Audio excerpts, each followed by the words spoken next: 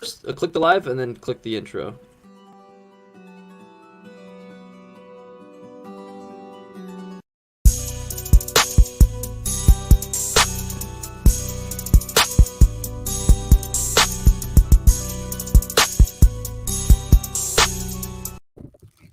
What's going on, everybody? And once again, welcome to the Atheist Roundtable. As always, we appreciate everybody coming and joining us tonight. We have another exciting guest that's going to take a seat here at the round table on a Monday night. So again, thanks for tuning in. And as always, the comment section is open and ready. So get in there, have dialogue and chop it up in there. Have some fun. So as always, we have my man Mike as my co-host. Welcome, Mike. Good to see you again, brother. Hey, buddy, how you doing, man? Doing very good, very good. And then obviously, my name is Austin. My name is Austin, and one of the other co-hosts here. And we're, like I said, we're glad to have everybody, and we're ready to rock and roll. So a couple announcements again, and all the links are always on our website, tart.live, and you can check out our Patreon account if you want, and that'll the link will be up at the bottom here periodically. And any way you can support us and get behind us, we definitely appreciate it. So we'll have that, and then any day now, our first round of merch should be coming in. We have some fun T-shirts and things that are coming in, and then those will go up on the website as well. So without any further delay, we can get into the meat of the content here. So our guest for today is Jerry. Jerry, how you doing, man? Good. How are you? Good. And we are thankful that you came on. Anybody that takes their time to come and hang out with us, we do appreciate it. That's time out of your day and out of your life to do that. So we appreciate it, and we do love having these conversations. So we're looking forward to digging into it with you, and really most importantly, getting to know you a little better tonight. And I think that's my favorite part of our show is getting to know each guest. So that being said, for those that watch the round table, you know the format. If not, this is your first time. We take a little different approach. This isn't necessarily a debate. We do host debates, but the round table format is not a debate. Now, that is not to be confused with that there or be mistaken that there won't be tough questions proposed or asked from either our side or the guest side. We will have passionate questions and things like that, but we've yet to have a heated exchange on this show, and that's not really our style, so to speak. But but it's exciting, like I said, to be able to just chop it up, get to know people, and then find out why they believe what they believe or why they don't believe in something. So that being said, Jerry, this is kind of the get to know you part of the show. Just start out and for Mike and I, and most important for the viewers and the listeners, tell us about Jerry. What's your life story? Where are you from? Some things in your life that maybe have impacted you and got you where you're at, and maybe changed your life, or anything that goes along those lines. And the floor is yours, sir. Thank you. Yeah, I was looking for that email you had sent me. I wanted to look at the questions again. What were the first question you wanted to know? Again, Yep. Just my life story, I guess. Yeah. So the first one is what we call the what. So what got you to where you're at as far as childhood, teenage years, things like that. Just getting to know you and your backstory a little better. Okay. Well, you might find this shocking, but I actually grew up in an Amish household in Millersburg, Ohio. Yeah. I'm sure you have plenty of questions about that already. I mean, yeah, that's not first I was thing. saying, that's not like you don't hear that every day for sure. Yeah, well, first thing I usually hear from other people is like, "Did your parents shun you when you left?" It's the first thing I get. But anyway, yeah, I grew up Amish, and kind of explain how that works. We didn't have electric or anything like that. And when you're 16, you kind of decide if you want to go out and explore the world. They call that Rumspringa, I guess. I was never into the party scene much. I actually was hanging out 16 to 18. I was just kind of curious about the world. And like I said, I didn't want to go out and party and do like everybody else wanted to do. It just seemed, I went to a couple parties, but they seemed kind of boring. Anyway, yeah, at 18 years old, I was 18, and I went to the church that my oldest brother went to, Berlin Christian Fellowship. And there I joined a youth group. I really enjoyed that. I'd never experienced that great group of people to hang out with and spend time with. And yeah, after I was only there for like 1 or 2 years because it's for like high school kids. And I was like at the end. I still went to that church for a couple of years, but I go to a different church now. Okay. Tell you another part of my life that you probably don't know. Grew up with an epilepsy condition. It's seizures since I was young. I've been on medications of all kinds. And anyway, yeah, I struggled with that condition until about 4 years ago. I had surgery and got that taken care of. I'm very blessed to have that. Feel much better than I used to. And that's great to hear. We're glad you're feeling better. That's awesome. Thank you. Yeah, we're not really talking about. I don't know how deep you want to go into like my I don't know, childhood or. Well, no. So you kind of you talk more about religion or my life story as a Christian. Yeah. Yep, well, and that's what we'll get into when we get into the what and why. That's when we kind of start transitioning into, religious, worldviews, religious views, and kind of your stance there. What and why you believe. So if there's anything else you want to share about that, if not, that's totally cool. We can stop there, and I know Mike and I will probably have a question or two for you, but that's up to you. No, if you have questions, go ahead and ask them. I mean, I can talk more, but I don't know how deep I can go because if I do, I could probably go on and on. I mean, there's a bunch of things that happen in childhood. Yeah, I don't want to. Mike, did you have any questions for Jerry? Well, in regards to that, I mean, more on the lighthearted side, what was the main difference that you had going from an Amish community to, just, I guess, the modern society? What was like the biggest culture shock, I guess? The biggest thing is probably just being able to have stuff that you're not allowed to have when you're Amish. Like, we didn't have cell phones. We didn't have computers, no electronics, really. And like what I'd do at home after I was like 16, I'd have a little DVD player, portable DVD player. That was kind of my entertainment for a couple of years. We'd plug it onto the 12-volt battery and play it off of there. And that's how we had our light too. When I was really young, we ran our lights off of kerosene lights and mantles and stuff.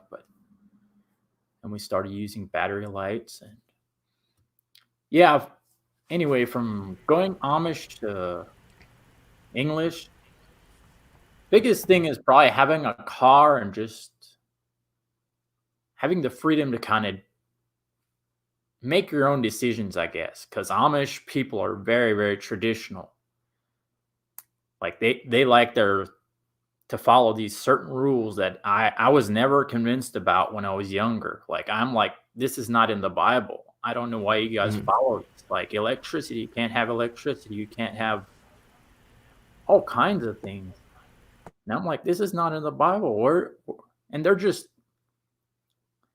I um Well, did you approve of their lifestyle? Like now, like say now looking back, do you approve of that lifestyle in terms of like how that would coincide with your religion? Like because you mentioned just now, you know, that's not in the Bible. I mean, would you approve of that style of yes, living?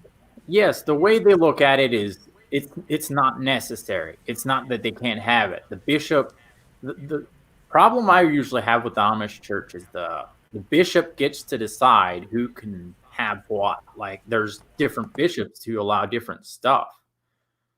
And I never saw that as healthy. I didn't really like that. But as for being content with what they have, I really do support that because my parents were happy. We didn't have a whole lot when we were younger, but we had each other and we worked hard and great family, great community. Like that's another thing I really support about the Amish community. They're very tight knit. They support each other. If somebody is in trouble, others will help them out. There's there's a bunch of things I do enjoy about the Amish community, but there's just these things that I didn't think God was really pleased with, I guess. Like the Amish bishop gets to decide what the church can and can't have. Some are different. Some say they don't recommend not having it, and some say it's not allowed at all. Like there's so many different levels of Amish people. I was a old order Amish. There's torch and Sure. Troopers, there's New Orders, there's Mennonites. Well, would you this is my last question, I guess, before we can move on. Is just would you think that that because you don't necessarily agree with those kind of elements of what they're doing in regards to your book, would you say, or I mean, sorry, your religion, would you say that like those people might be doomed to hell, or is it just more so they're interpreting it wrong and it's not anything that's gonna affect their soul, so to speak? No, and that's not. I don't think that has anything to do with it. I was just not crazy about the bishop being in control of Hmm. the rules and stuff. Like I'd rather follow what the Bible says. But like I said, the way they look at it is we don't have to have this stuff like computers or phones or stuff like that. They think that's all of kind of the world, and that will lead people astray. Like my mom has always kind of said like if we watch sports too much we can make that an idol. Like they're very traditional, and if you find something that you put in the place of God or you spend more time with than God, then they look at it as kind of an idol. I never did. I mean, I watch sports as just a good pastime, but I never really. My biggest thing is music. That's my addiction. Like I could not live without music. Yeah, that's respectable, 100%. Yep. It's Well, and helped me through Awesome. some very, very tough times. I mean, yeah, music's Yeah, yeah, therapeutic for sure. yeah. It doesn't matter what religion you come from. Everybody could generally agree that if music can make anybody feel better. But Austin, did you want to chime in or move on to the how? Or Well, not really any questions per se, but first of all, and I know I chimed in and said it, but genuinely and being authentic, Jerry, I'm glad that you were able to go get that procedure and that you're feeling better. I'm no matter what belief, what worldview a human being has, I want them to be healthy and happy. And it sounds like you found the road to being healthy and happy. Just in your physical health. So that's awesome. yeah, I didn't really go too deep into the going from Amish to English. I mean, like I said, the reason I actually kind of wanted to explore the English church and stuff was because of that bishop thing. But I was just curious. I wanted to go out and explore the world, see some different churches, and see what they're all about. And that first church I really liked. I went there for like 4 or 5 years. And I was just like, yeah, this freedom, I really enjoy it. Having my own freedom. And I still lived at home, but I had a car and I could go do what I want. Now I live by myself. I've been living by myself for, what is it now? 2.5 years. I really enjoy that too. I I like being by myself, I guess. I'm an introvert. I don't talk much and I kind of kept to myself, I guess. Well, Anyway, and if you're truly an introvert, kudos to you for getting on a live YouTube feed. That's pretty badass. So, and then the last thing I'll ask has nothing to do with religion or anything like that. But you said you grew up in was it Millersport or Millersburg, Ohio? Millersburg. Okay, yeah, I know, because that's south of Columbus, right?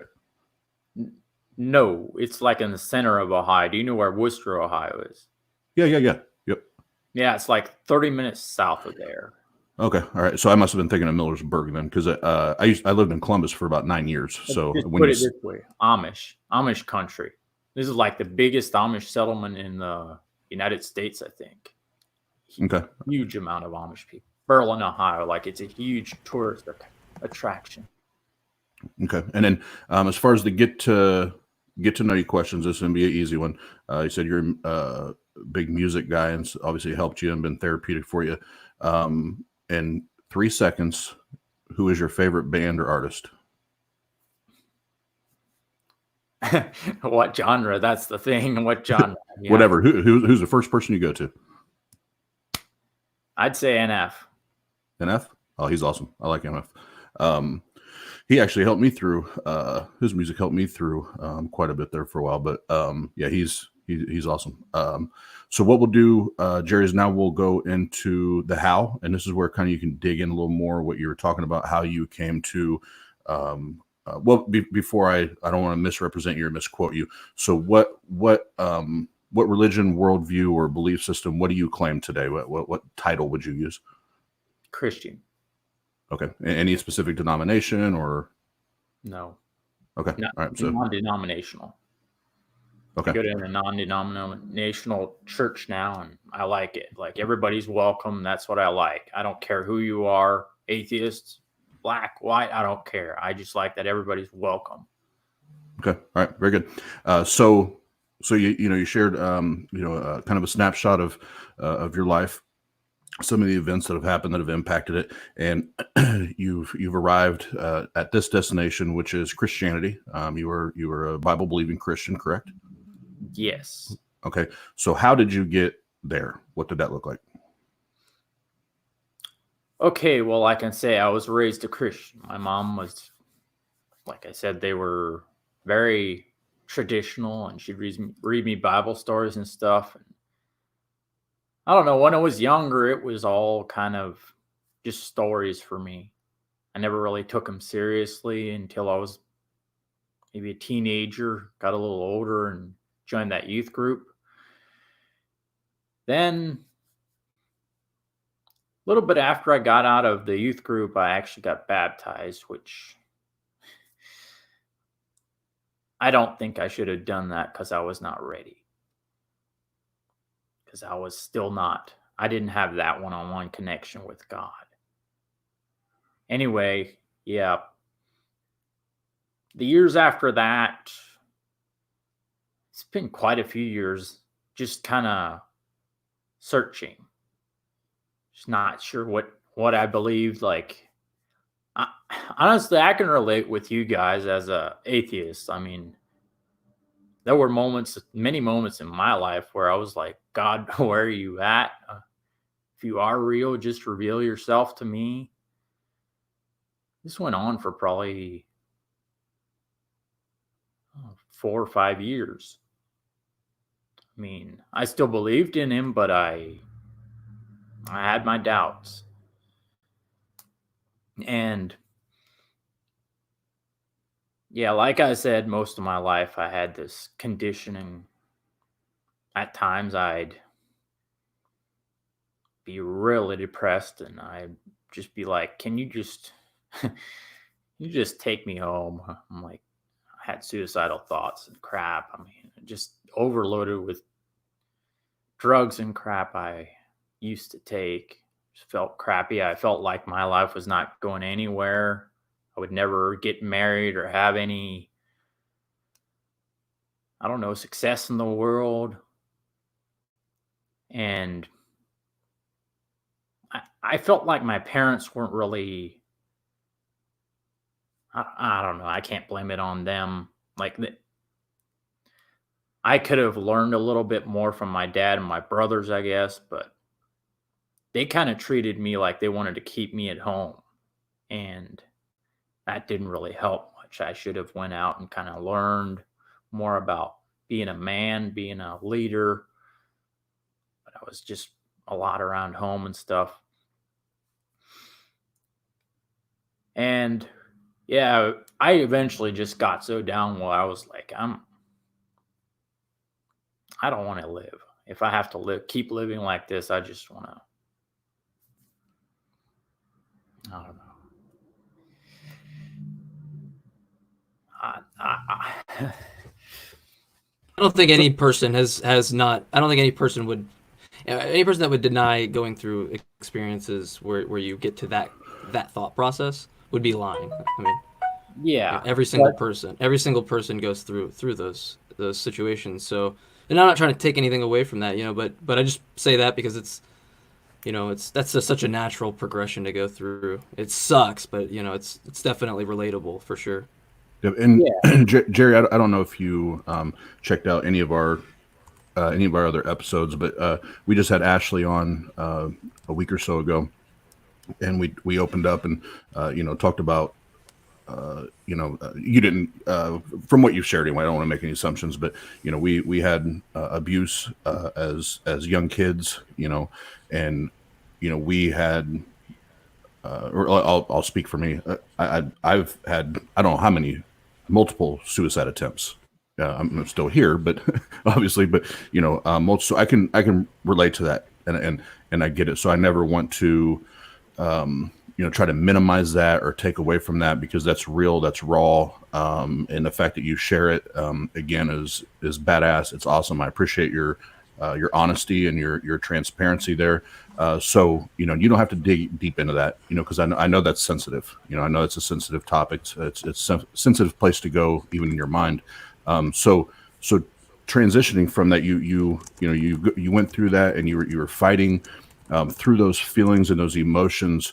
What was that aha moment, or the click, or the switch that happened that made you say, okay, it's I need God, or I need Jesus, or I need what was that? Well, the thing is, I don't want you guys to think just because I was in like a really, really bad place, I was actually hearing things or seeing things. What happened, this is not easy to talk about, like I said, but the night I heard God was in my room, and I was actually contemplating taking my life, but I was like, God, if you're there, you need to reveal yourself right now before I do something stupid. And sat there for a while. Just closed my eyes, and I heard this voice. I'm here. I am here for you. Do not hurt yourself. You will get through this. And started praying, and God had given me a vision. When he was talking to me, I had seen him in a form of an angel. As soon as he stopped talking, I couldn't see him anymore. And I just started praying, and I was just prayed for hours. I had never heard his voice before. I thought I did. Like, there's voices in your head where you're like, who is this? Most of the time, the voices in my head were telling me, I'm sure you guys know how it is. You're worthless. Stuff other people tell you, and you're like, well, just keeps ringing in your head. The devil is it. I don't know. You guys don't really believe in the devil, but I believe it's the devil and his demons. They want to tear you down, and I'd hear this stuff over and over and over again in my mind. I'd never hear anything positive. I'd almost have to tell myself positive things to keep me going. And after that night, I just prayed for hours. Picked up my Bible and I started reading that book. I was like overwhelmed with his love. He would give me a chance, and how much love he had that he would send his son to die for me. Well, I gotta respect the fact that you're willing to be as honest about that. That's much respect, because you saying you're introverted and then coming on and being that open, that's It's huge. not easy to That's a talk huge about. thing. Anyway, Yeah, I'm 100%. like I said, I don't want you guys to think I'm delusional or something, that I had that vision that it's not real or something, because I know it was. I mean, I've heard voices in my head for most of my life, but this voice, I know God's voice when I hear it now. I've heard it a couple times after that, but I know it's him when it's him. The Sure. devil- Well, and I would never take away. I wouldn't take away, an experience like that from you. But I would ask you, a question of like, how would you differentiate your own independent thoughts and the belief that God is speaking to you? Like, how would someone go about knowing how to separate that? For me, it was a still small voice. It was calming, but it was still like asserting, dominant. I don't know how to really explain it. It's just that voice, still small voice that I hear. I know it's him when it's him. The thoughts, like I said, other thoughts that come into my mind are usually negative. Not as much anymore since I've found God and kind of let him into my life. I've been trying to focus on positive things. Like lately, I've been actually working on my life, improving my life and just my career, and trying to move forward in life so I can, I don't know, be a little bit more proud of myself and my life, and not be a loser just sitting at home and feeling bad for myself. I wanted to overcome these difficult things that were going on in my life. And like you asked, like what made me um, overcome this, or what made me want to move forward. God was part of that, yes. I just decided eventually this is enough. I'm not gonna sit around and feel bad for myself anymore. I wanted to go out and prove myself. So eventually, I actually became this kind of a spare of the moment thing. But I bought some uh,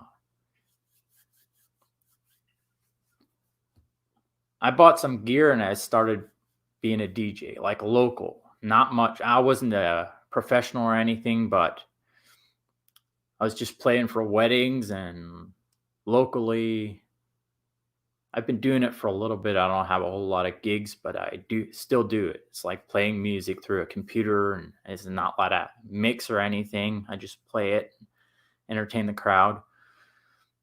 That's another thing that's pretty hard for me. I'm not really comfortable in front of crowds and stuff. That really got me out of my comfort zone. But I love music. It helps me stay on track. That was kind of the first step, and I've been trying to further my career, like making money and stuff. I'm into Forex trading now. I'm really enjoying this.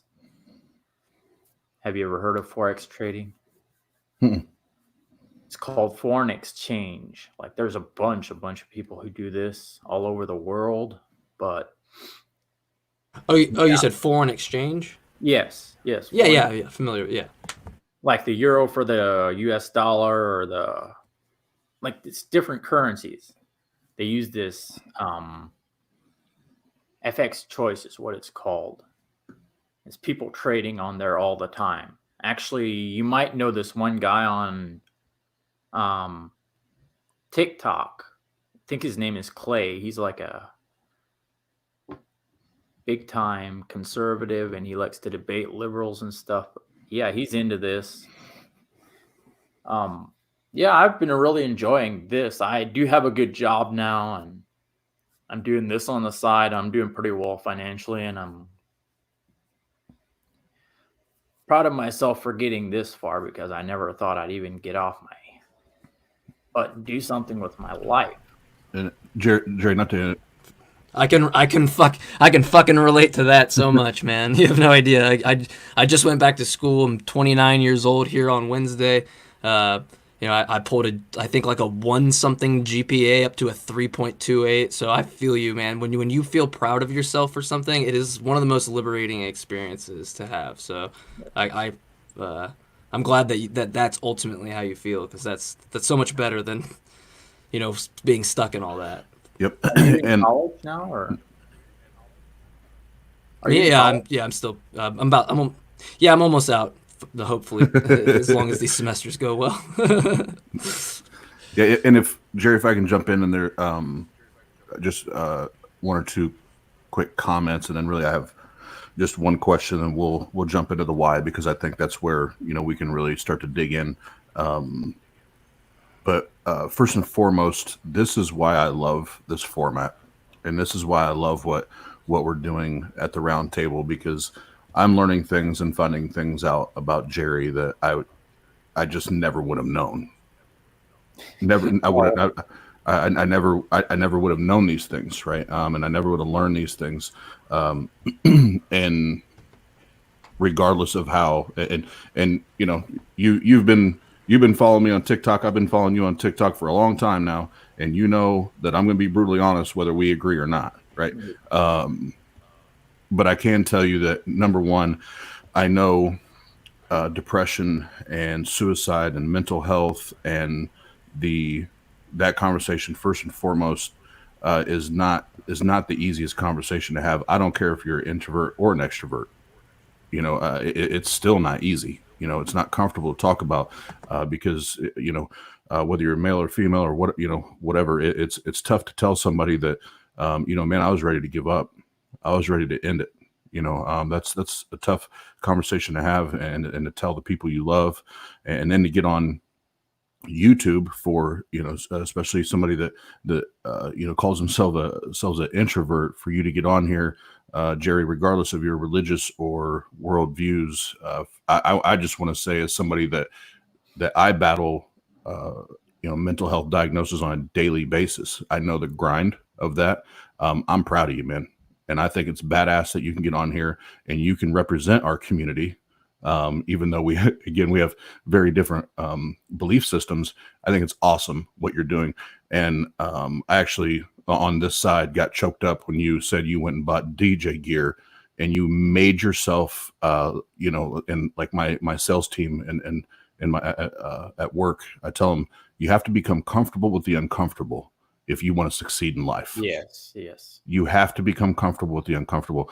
And when you said that, I literally kind of, got choked up, because that's the epitome of that, where that you're an introvert, and for you to excel and for you to go to a next level just in your life, let's throw religion and all that out the window for a minute, just for you to go to the next level in life, and for you, again, just as a human being, to be happy and satisfied and content with your life, you had to push yourself to do that, and you did it by yourself, Jerry. I think that's fucking awesome. So good for you, man. I'm proud of you. I think that's fucking awesome. And keep doing what you're doing. As far as that's concerned, push forward there and challenge your your personality style, and it sounds like you're turning that introvert to an extrovert, and you can do that. It is possible. It just takes a lot of hard work and continue to put yourself in situations where you have to stretch yourself and be comfortable with the uncomfortable. The only question I have for that part of the segment is, you said, and I have to ask, I think it's only fair to ask this for the three of us and everybody listening, because this is a bold claim for a Christian to, especially skeptics and atheists. You said that, and I can relate that. You said I've heard a lot of voices in my life in your head, right? Yeah. Guess what? So have I. So I don't want you to feel like I'm pinning you in a corner, because you and I can relate there. There's been plenty nights where I was alone and all I heard my brain saying was, nobody gives a fuck about you. If you disappear within 24 hours, they'll forget you were ever here. Right. Oh, yeah. I remember all of those thoughts, pumping through my brain.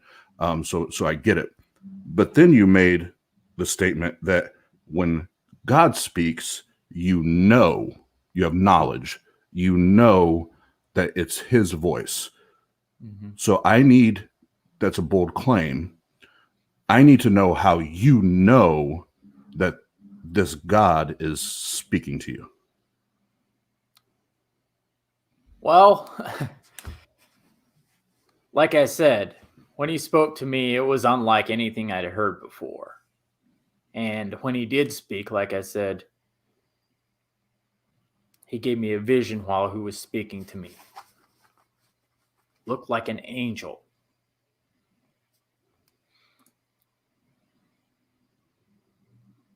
But it's hard to explain because unless you experience it for yourself, like, you will know when God talks to you. That's all I can say is, like, when you meet God, you will know. I don't care if you're an atheist, believer.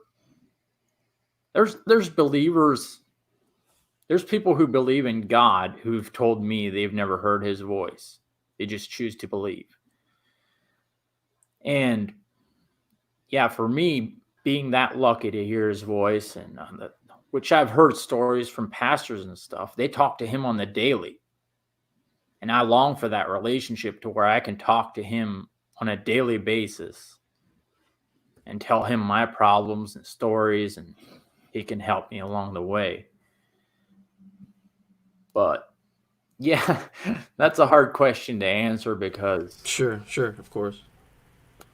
unless you Do hear you think? his voice, you probably will. I was gonna say, do you think that there's a way that we could build up to testing for this? Like, do you think there would be a way to test these types of claims? Well, test. Yeah, like be able to observe them. Like, do you think it's necessarily first revelation is like necessarily first person, and that you wouldn't have that ability? Well, I don't think it's anything you can scientifically test. It's like a supernatural thing. Like, I have a cousin. I'll tell you a story about. My cousin was an atheist most of his life until his lower 30s. And he used to not be a people person at all. Like, he couldn't be in much big crowds and stuff, but I don't know. This is his story. I'm not going to go into detail, but Well, I mean, don't say anything you don't feel comfortable about, because it is, broadcasted, and it is on the internet for, however long it's immortalized for. So if you don't feel comfortable, no pressure on that. No, I'm just going to say, like, the broad spectrum of it. Okay. God gave him a vision one night. He didn't even believe in him. He gave him a vision one night and told him to come follow him. He told me it was so personal he couldn't really explain it to anybody except for maybe family. And after that day, I mean, now that I know him, he's one of the nicest people I've ever met. God changed his life, and he is married now and very friendly, complete opposite of what he used to be. And I don't know. For me, I don't know. Stuff like that just doesn't just happen. In my opinion, I guess. I don't know about you guys. Like, you might think it's something else, but for somebody's life to be changed like that, which I've had other experiences too with other people who've told me their stories, and for me and myself, it's just hard to believe anything else happened other than that was God intervening in their life, and be like, for them to dramatically change their life like that. There's another guy on TikTok. I'm sure you've reacted to some of his videos, I think. What is his name?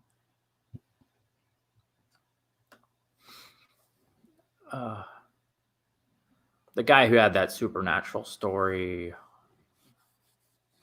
He was healed in church or something. Are you talking about North, Stephen of North or whatever? Yeah.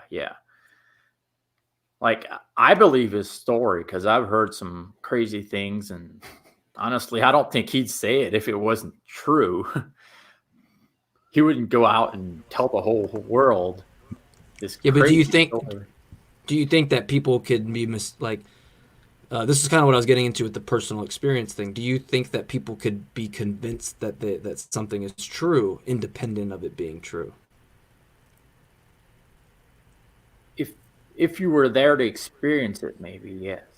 But like I said, it's a personal thing. Like, you and God, that's a personal relationship. So he's going to reveal to himself to you in his own way. Okay, so Jerry, there's a religious quote unquote figure or whatever on TikTok right now, and he claims that he is the Messiah 2.0 or whatever. So but you just said about Stephen North, he wouldn't get up and say it if it wasn't true. So that must mean that what the Messiah is saying must be true as well. No, he's telling his story. Stephen North is telling his story, but so's the Messiah. So's the Messiah. He's claiming to be the Messiah. And he's claiming that he saw all these healings. He experienced them. He said he's claiming it. Were you there? No. Okay, so that's what I'm saying. That's a claim. There's no evidence. And remember, Jerry, you and I have talked a little bit. You know, I grew up in the evangelical church with slinging oil and people getting healed and getting out of wheelchairs, which then you come to find out that it was all set and they got paid by the pastor to do the shit, you know. So when somebody makes a claim that there's a supernatural movement or event, we need some evidence to support that claim. So to tie this back, I want to go back to the original question. How do you know that a God is speaking to you? And if there is, which God is it? How do you know it's the Bible God? What if it's some God that we've not even discovered yet?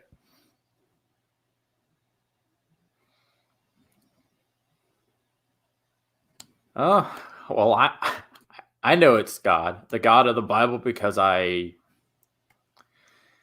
read the Bible and I believe in the God of the Bible.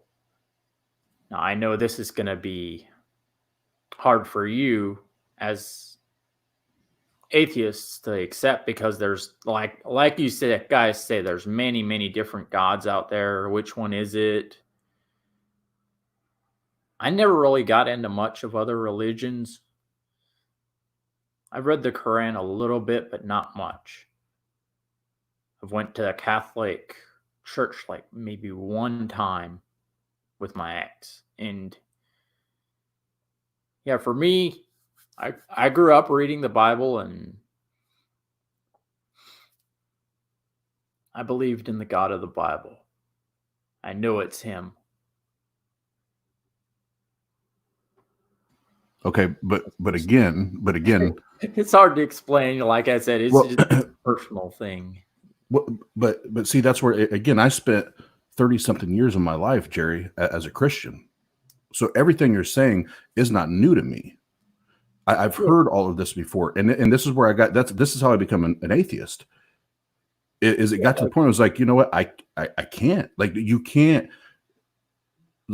Especially for me, I'm going to talk for me. Like with my mental health diagnosis, and I get in certain dark times in my life. There's all kinds of voices in my head. It doesn't mean there's a God. Doesn't mean there's an angel. It just means my brain's going crazy. I need to take more medicine, and each case is going to be different for each person, but we can't just attribute a voice or a tingly feeling or, whatever to a God, but then not be able to measure it and then demonstrate that God is there. Right. So that's what I'm asking you. And I promise you, I'm not trying to be a dick, but this is what it comes down to is, You made a claim that it's fact for you. It's factual that you heard the voice of God. So if you're claiming it as fact, we have to support it with evidence. Because according to the Bible, it's your job to quote unquote preach this gospel. Well, how can you convince anybody to believe in something that you can't demonstrate? We're here to preach the gospel and share the gospel with people. But we can't make people have that connection, that relationship with God. That is between them and God. We can't, like, we can tell them our story. We can tell them all kinds of stuff, but we can't put that relationship together.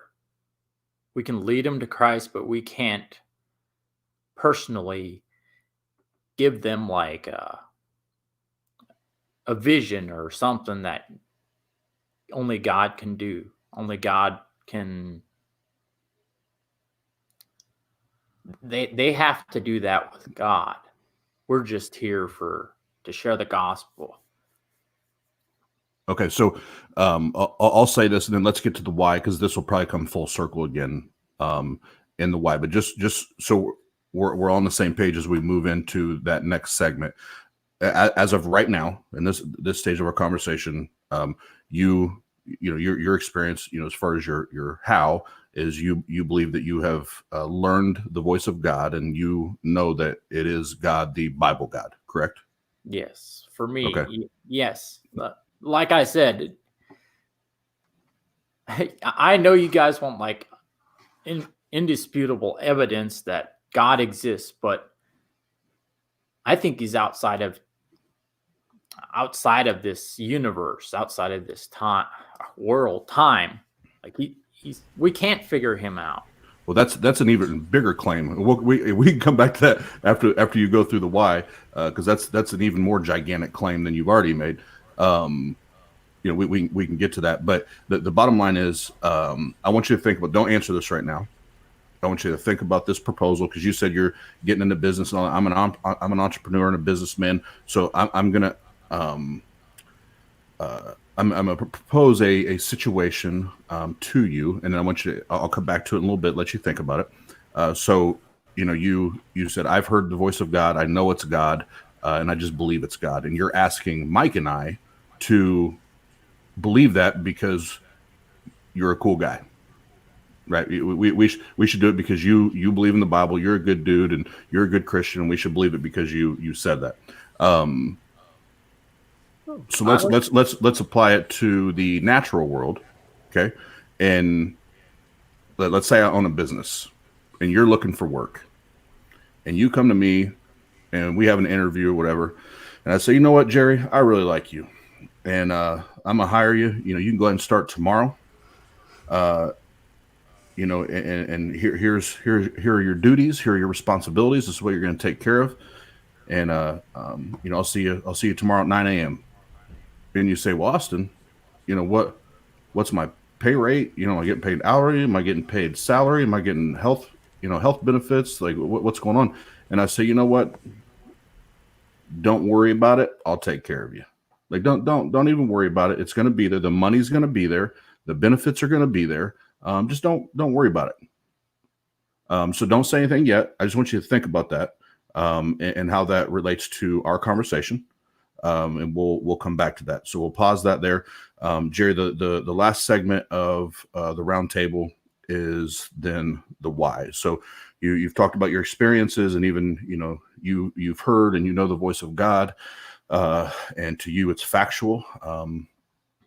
So now, Jerry, first of all, why do you believe that? Why do you believe in the Christian God, the God of the Bible?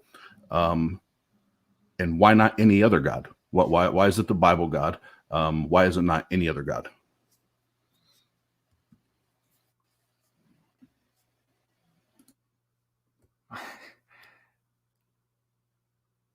Well,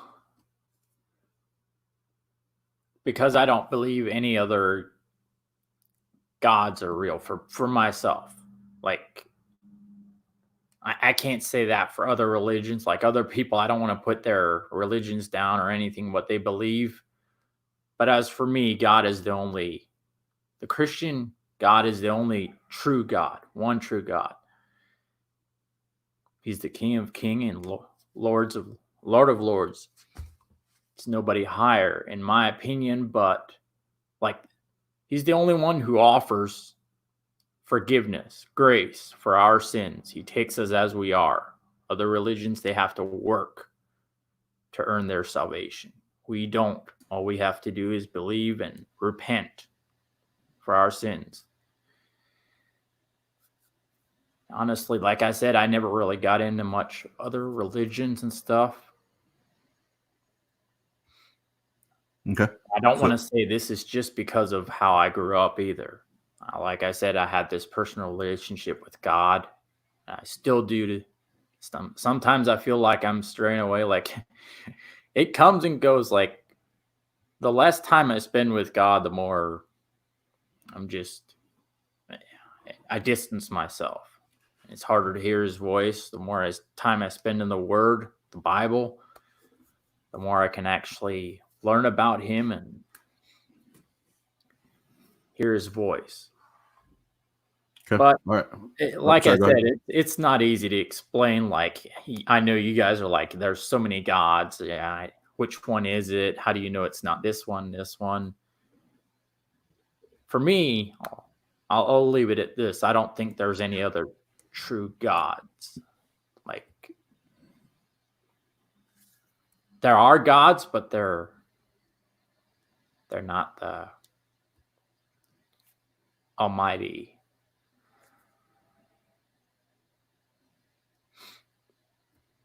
Okay. And again, I appreciate. I can tell you're deep in thought and you're giving genuine answers, and that's what we want. So we appreciate that. So that's the most important thing to us as hosts, is that we're having real dialogue and getting real answers. And I can tell you're doing that, and that we truly appreciate that.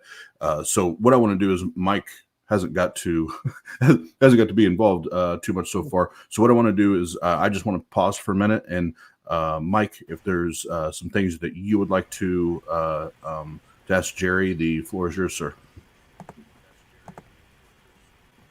Yeah, I appreciate it, and I want to say, Jerry, I appreciate you. I don't want to beat a dead horse, but I appreciate you coming on and talking about it. It's we say this with everybody, but it's true. To step into the lion's den with a bunch of atheists would be intimidating, even for an atheist to step on a show with Christians, and because you're the only one, and so I appreciate that. You got to basically fight for yourself and for what you believe in, and I do respect that to the degree that I can. So I wanted to mention that, but I wanted to ask you first off, like when did you last? Because you said you had some doubts and stuff at times, but when did you last honestly question your God belief? Was it that time that you had told about? Question my belief in God. That was the time between just honestly between those 4 and 5 years. For since my experience with him, and he got me through that surgery too. That was really blessed to have that. Since then, I've never doubted that he exists and he is real. He's real to me. It's just whenever it's my fault. It's my fault if I don't hear from him. It's me straying away from him and not spending time in the Word. I can't blame anybody but myself. But like you asked, that was like 4 or 5 years ago, or between those 4 and 5 years where I was kind of searching and wasn't sure what I wanted to believe. Like, it's not because of how I was raised. I want to say that again, because some of you might think, well, you're indoctrinated because your mom and dad brought you up this way, read you Bible stories, and made you believe this God that isn't even real. God didn't reveal himself till, what was it, 4 years ago to me. I believed in him, but he was kind of an imaginary friend to me, like he would be to you guys right now. All I can say is it's hard for atheists to understand, but you have to have that personal relationship with God.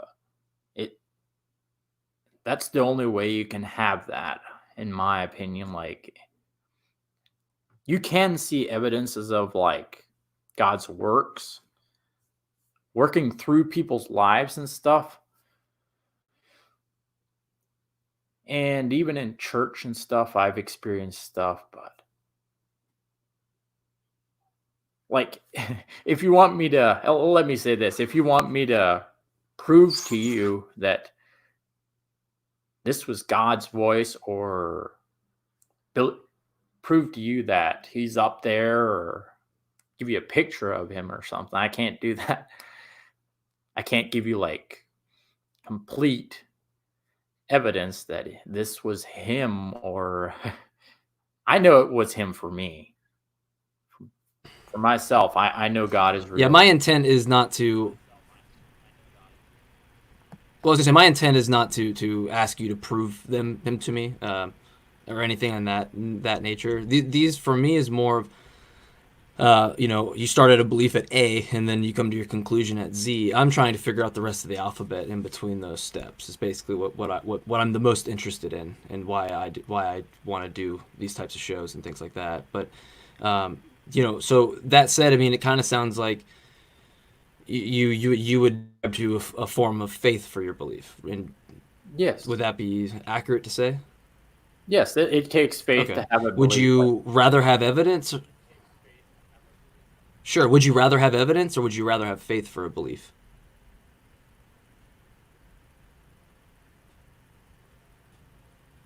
I want both. Like I want both.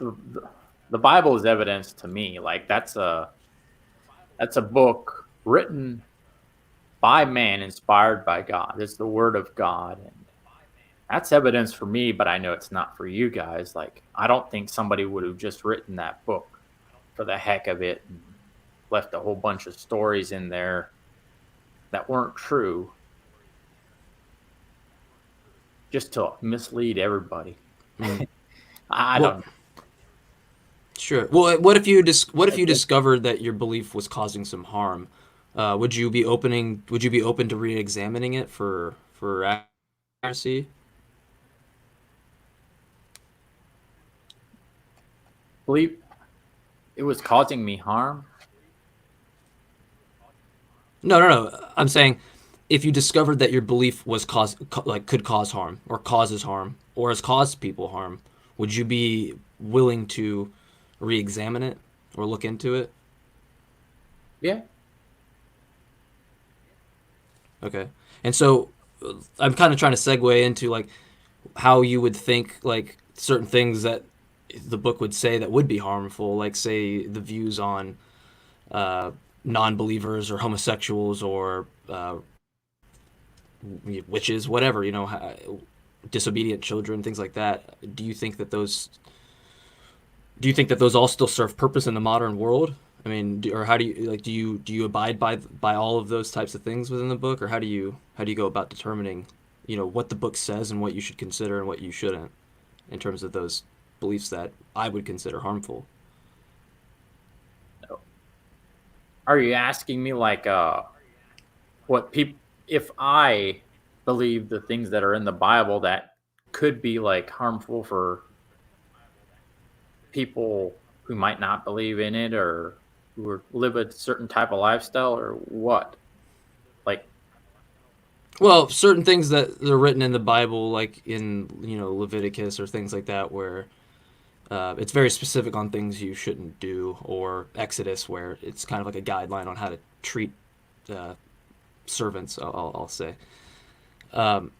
So, like, if we took something like homosexuality, would you think, like, let's just start with that. I mean, do you think that is a sin, like, in your book? Do you think that, because to me, that's a harmful belief to hold. So I'm trying to figure out, like, where in your book do you kind of draw a line on certain things that are clearly inhumane, or if do you accept them all? yes, I do believe it is a sin. For me, I didn't write the Bible. Like, God is in control of. He inspired people to write this book, so he's the one who put all these things in this. Inspired people to put these things in this book. So as me to So would you say that it's right? It's not. I can't take the I'm sorry. responsibility of it. What? Yeah, of course, and I'm not pinning that on you, but I mean, are you trying to say that like God commands it because God commands it? Like, would you think that because God says it's say homosexuality is wrong, so therefore it's wrong? Is that what you're trying to say? Yeah, he says it's not good, and honestly, for Sure. me, I'll say it this way. For me, I'm not going to judge somebody if they're gay, trans, whatever. They can get married gay. I don't care. That's their life. They can live it how they want to. But as for me, I still believe the Bible, and I'm not going to tell people how to live their life. If it was me and a gay person talking, I would not tell them, "Hey, you're going to hell, or you're sinning. You need to repent." Might share the gospel with them, but I'm not one to tell somebody, Yeah. "Hey, you're going to hell because of how you're living." I'd rather be like, "Hey, this is my story." Try to connect with them first, maybe be a friend with them first. Not get into religion too deep. Sure, and that's respectable. Sure, and I can respect that to a level. And some sense I can. But what I would want to know at that point is why would you think that a God? I guess because I'm not a Christian, so and I haven't really gotten a good response in this. But why would you think that God would create a person to be gay, and then knowingly that they could go to hell, and also not? Why would he want a human to show him that when that wouldn't be the person's fault? Why would God create them that way just for them to just eternally burn anyways? We're all we're all born into sin, in my opinion. Like, as a Christian, I believe we're all born with selfish desires. I mean, I've had all kinds of things in my mind that I wanted to do, but I didn't do them. Like, Mm-hmm. I've been tempted to go, I don't know, steal stuff or Yeah. Well, why would whatever. God? For me, like, everybody Yeah. struggles. Well, why would God? Mhm. What? Oh, Sorry, I have a delay. Go ahead. I have a kind of like a slight delay. Sorry. you talking to me? I'll just go ahead and ask the other question then, because I can't really hear. Yeah, I'm talking to you. I guess I have a delay, so it's probably causing the silence there.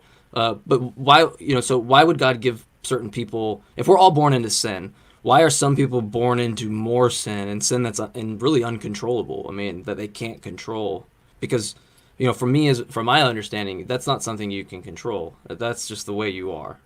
So why would God give invariant levels of sin to people? What purpose do you think that would serve?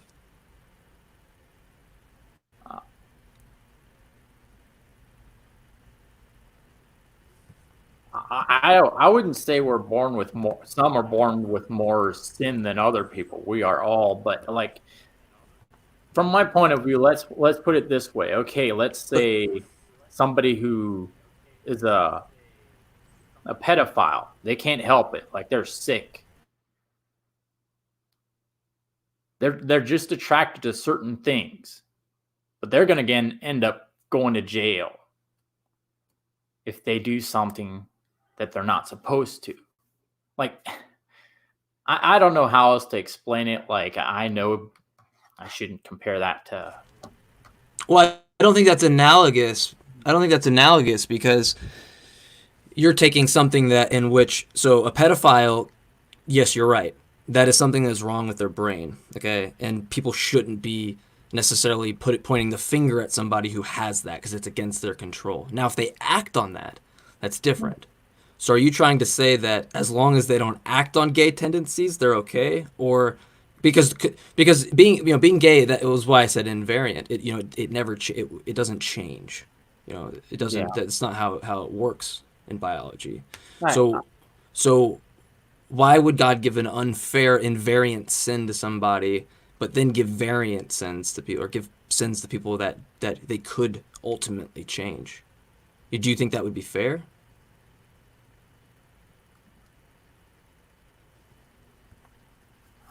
I don't know.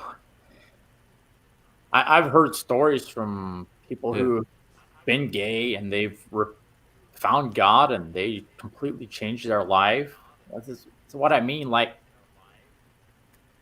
people say we can't change, but it is possible. I've seen Satan worshipers come to God. Like, no matter how far into sin we become or we go, we can even worship the devil for all we know. But Yeah, there's but you always can hope. change that. That's the I guess that the point I'm trying to make is that can be changed is the point I'm trying to make. The distinction why I bring up somebody is because that doesn't you can't change your genes. Like that's not you can't do that. So I'm stuck.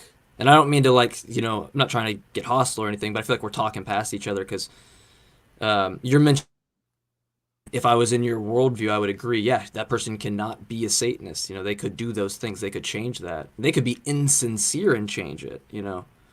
Uh, and then come to God, and then that would be the equivalent to someone who's gay. I mean, it wouldn't be a sincere thing because that's who they are. I mean, I can't go tell my roommates right now who are lesbians to go change who they are. I can't tell them to go get married to me instead of her wife. That's just not how it works. So why would they be stricken with, and then me or you only be stricken with things like greed or lust or things like that, where we can control those things?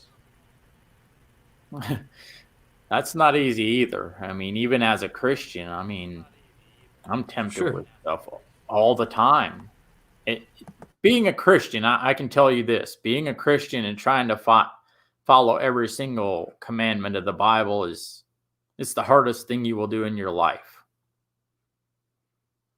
But as for your question about like homosexuals and why he would send them to hell for just being gay, I can't answer that really. I'm not God. I don't know his view on that, I guess. He says it's a sin, but all Sure. sins can be Sure. forgiven. So I guess and my last question, I guess, on that sense would be, then why would you think it's wrong if you can't hold the answers and you can't know the mind of God? Why would you assume that the mind of God is right? Because for me, it's because he's in control. Like, I believe he's in control of this universe. He's in control of everything. He knows every hair on our head, every thought in our mind, everything. He knows. I know you guys probably don't think that way. Like, you want your you probably believe in evolution or something happened naturally. And for me, I can't count to that. Sure.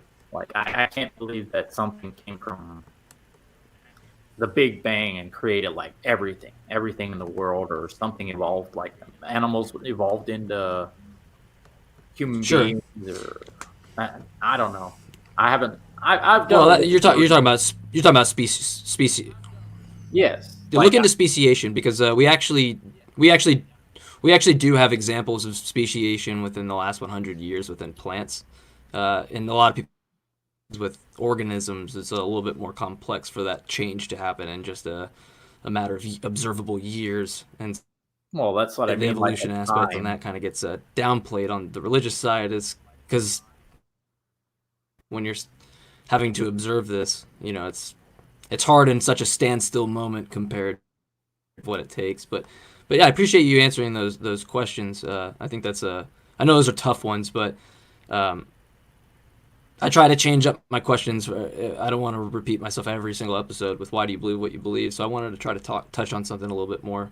it's I think fine. that everyone goes through. I mean, for me, I a game with a married couple, and they're some of the most awesome people I've ever met. So I'm just kind of want to get your opinion on that and see what you kind of think about that that level of sin compared to others. But I appreciate the answers.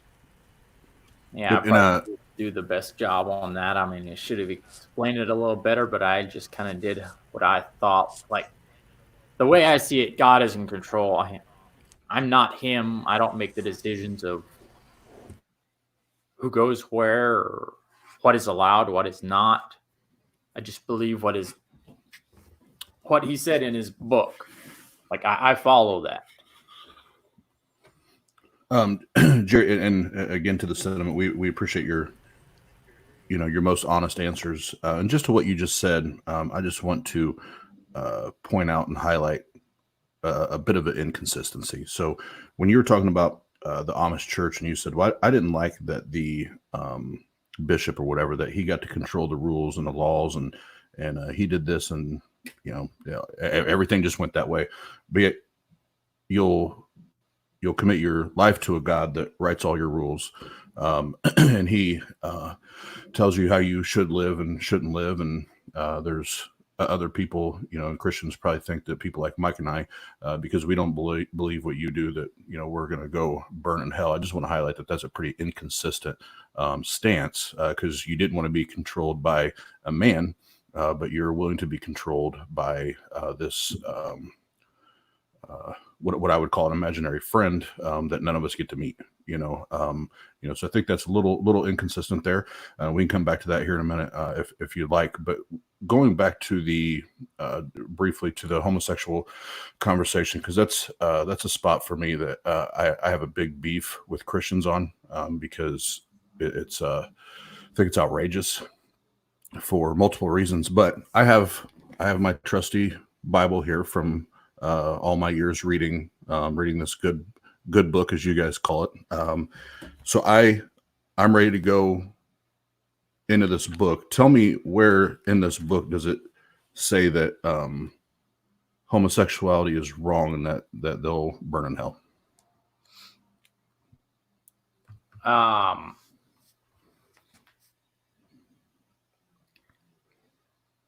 What verse is that? The one that said it's abomination.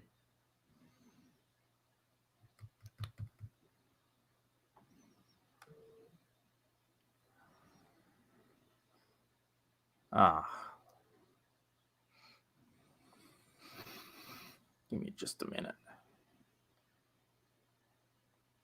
Okay, so just so there's not a lot of dead air there, you can look, but I'll ask you a follow-up question on that.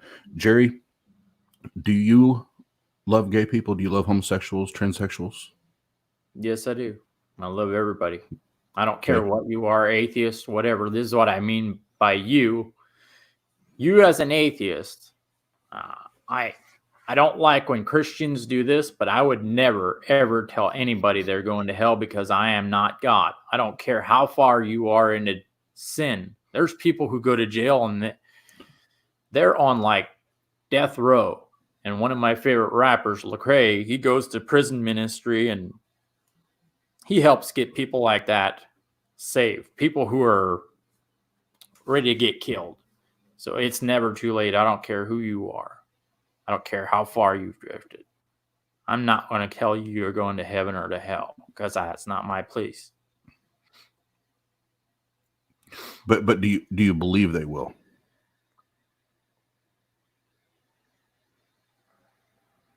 Yes. You do? Okay.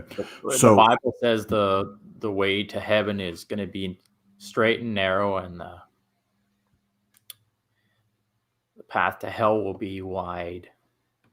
I mean, I wish it was the other way around for me. I mean, honestly, I'd like to see everybody go to heaven, but okay. So don't worry about finding that verse, because we got to my point without even having to pull that up. So, Jerry, respectfully, I don't think that you or your God love homosexuals, because I would not send anyone that I truly love to a basement of torture and burning and gnashing of teeth.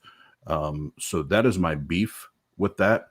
And the scripture you're alluding to, I know exactly what you're talking about, that they will not inherit the kingdom of heaven, right? And so in talking Bible, there's only, as far as Christianity is concerned anyway, there's two options. You get the kingdom of heaven, you go to heaven, or you go to hell. So now we're talking hell, because of that scripture. So how can a God that defines himself as love, it's not a characteristic, it's not something he made up, but he defines himself as love. That's his definition. That's his character. That's his personality. That's everything. Yeah. How does a God of love, that is love, find it in his heart to eternally torment, abuse, burn, whatever, his creation, one of his creation? Let's say it was even just one of them, Jerry, just one of them. How do you reconcile that as a quote unquote Christ follower? How do you reconcile that? For me, I explain it this way. God is the ultimate one who sends us to heaven or to hell. But honestly, well, let me put it this way. Actually, we do. We as people send ourselves to heaven or hell. Okay, let me explain. Like in the Garden of Eden, when Adam and Eve were there and they ate that fruit, they disobeyed God, and that's how sin came into the world. And ever since then, we've been born into sin. And he came down and died for our sins. So that is his love showing that he gave us a chance. If he did not do that, we'd all be doomed. That's my belief anyway. We'd all go to hell. If he didn't come down and die for our sins, we'd all be going to hell. We wouldn't even have a chance. But since he did, we do have a chance to get into heaven. But we're, according to your book, we're not all going to. We're not all going there, but yes, we all have a choice. We all have a chance to get there. Okay, so why do well, I'll ask you this: if there was a homosexual that came to your church, and they claimed that they still, they're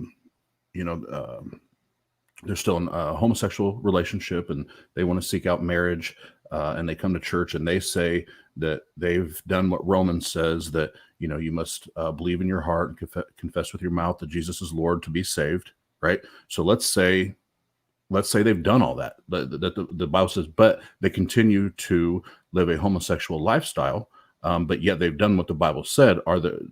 Is the penalty still hell? You mean if they continue to sin? If that's what you call it, sure. It's not a sin to me.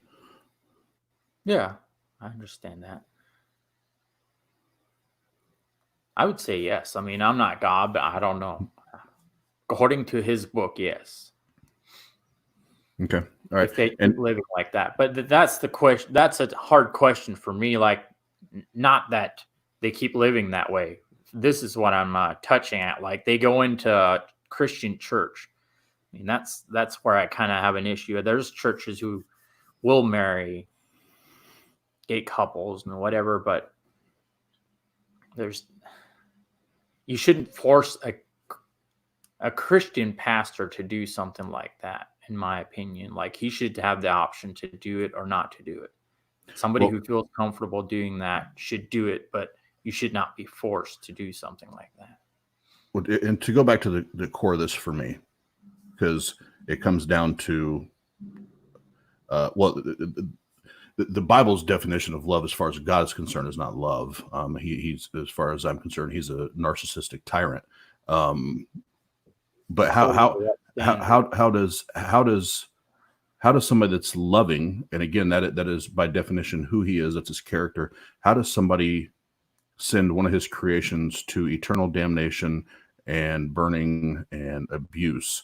Like, I would never do. I have 4 of my own children, 2 bonus children.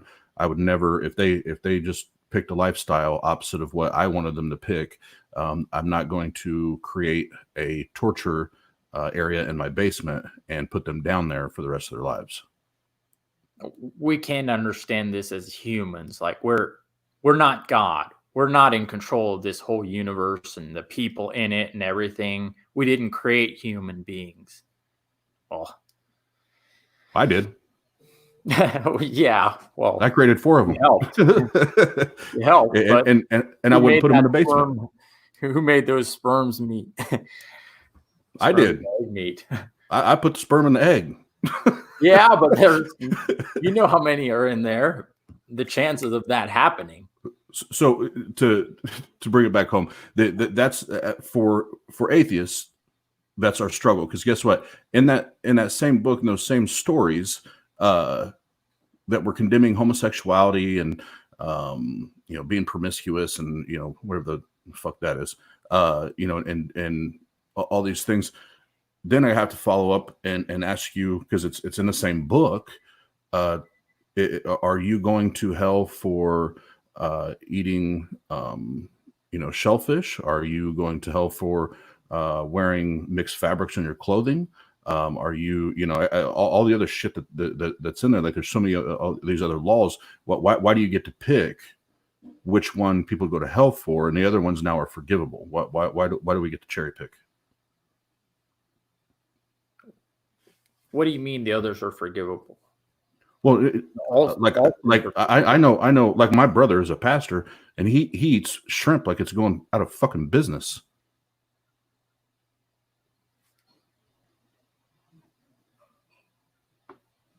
And I know for a fact he wears all kinds of different linens and materials together.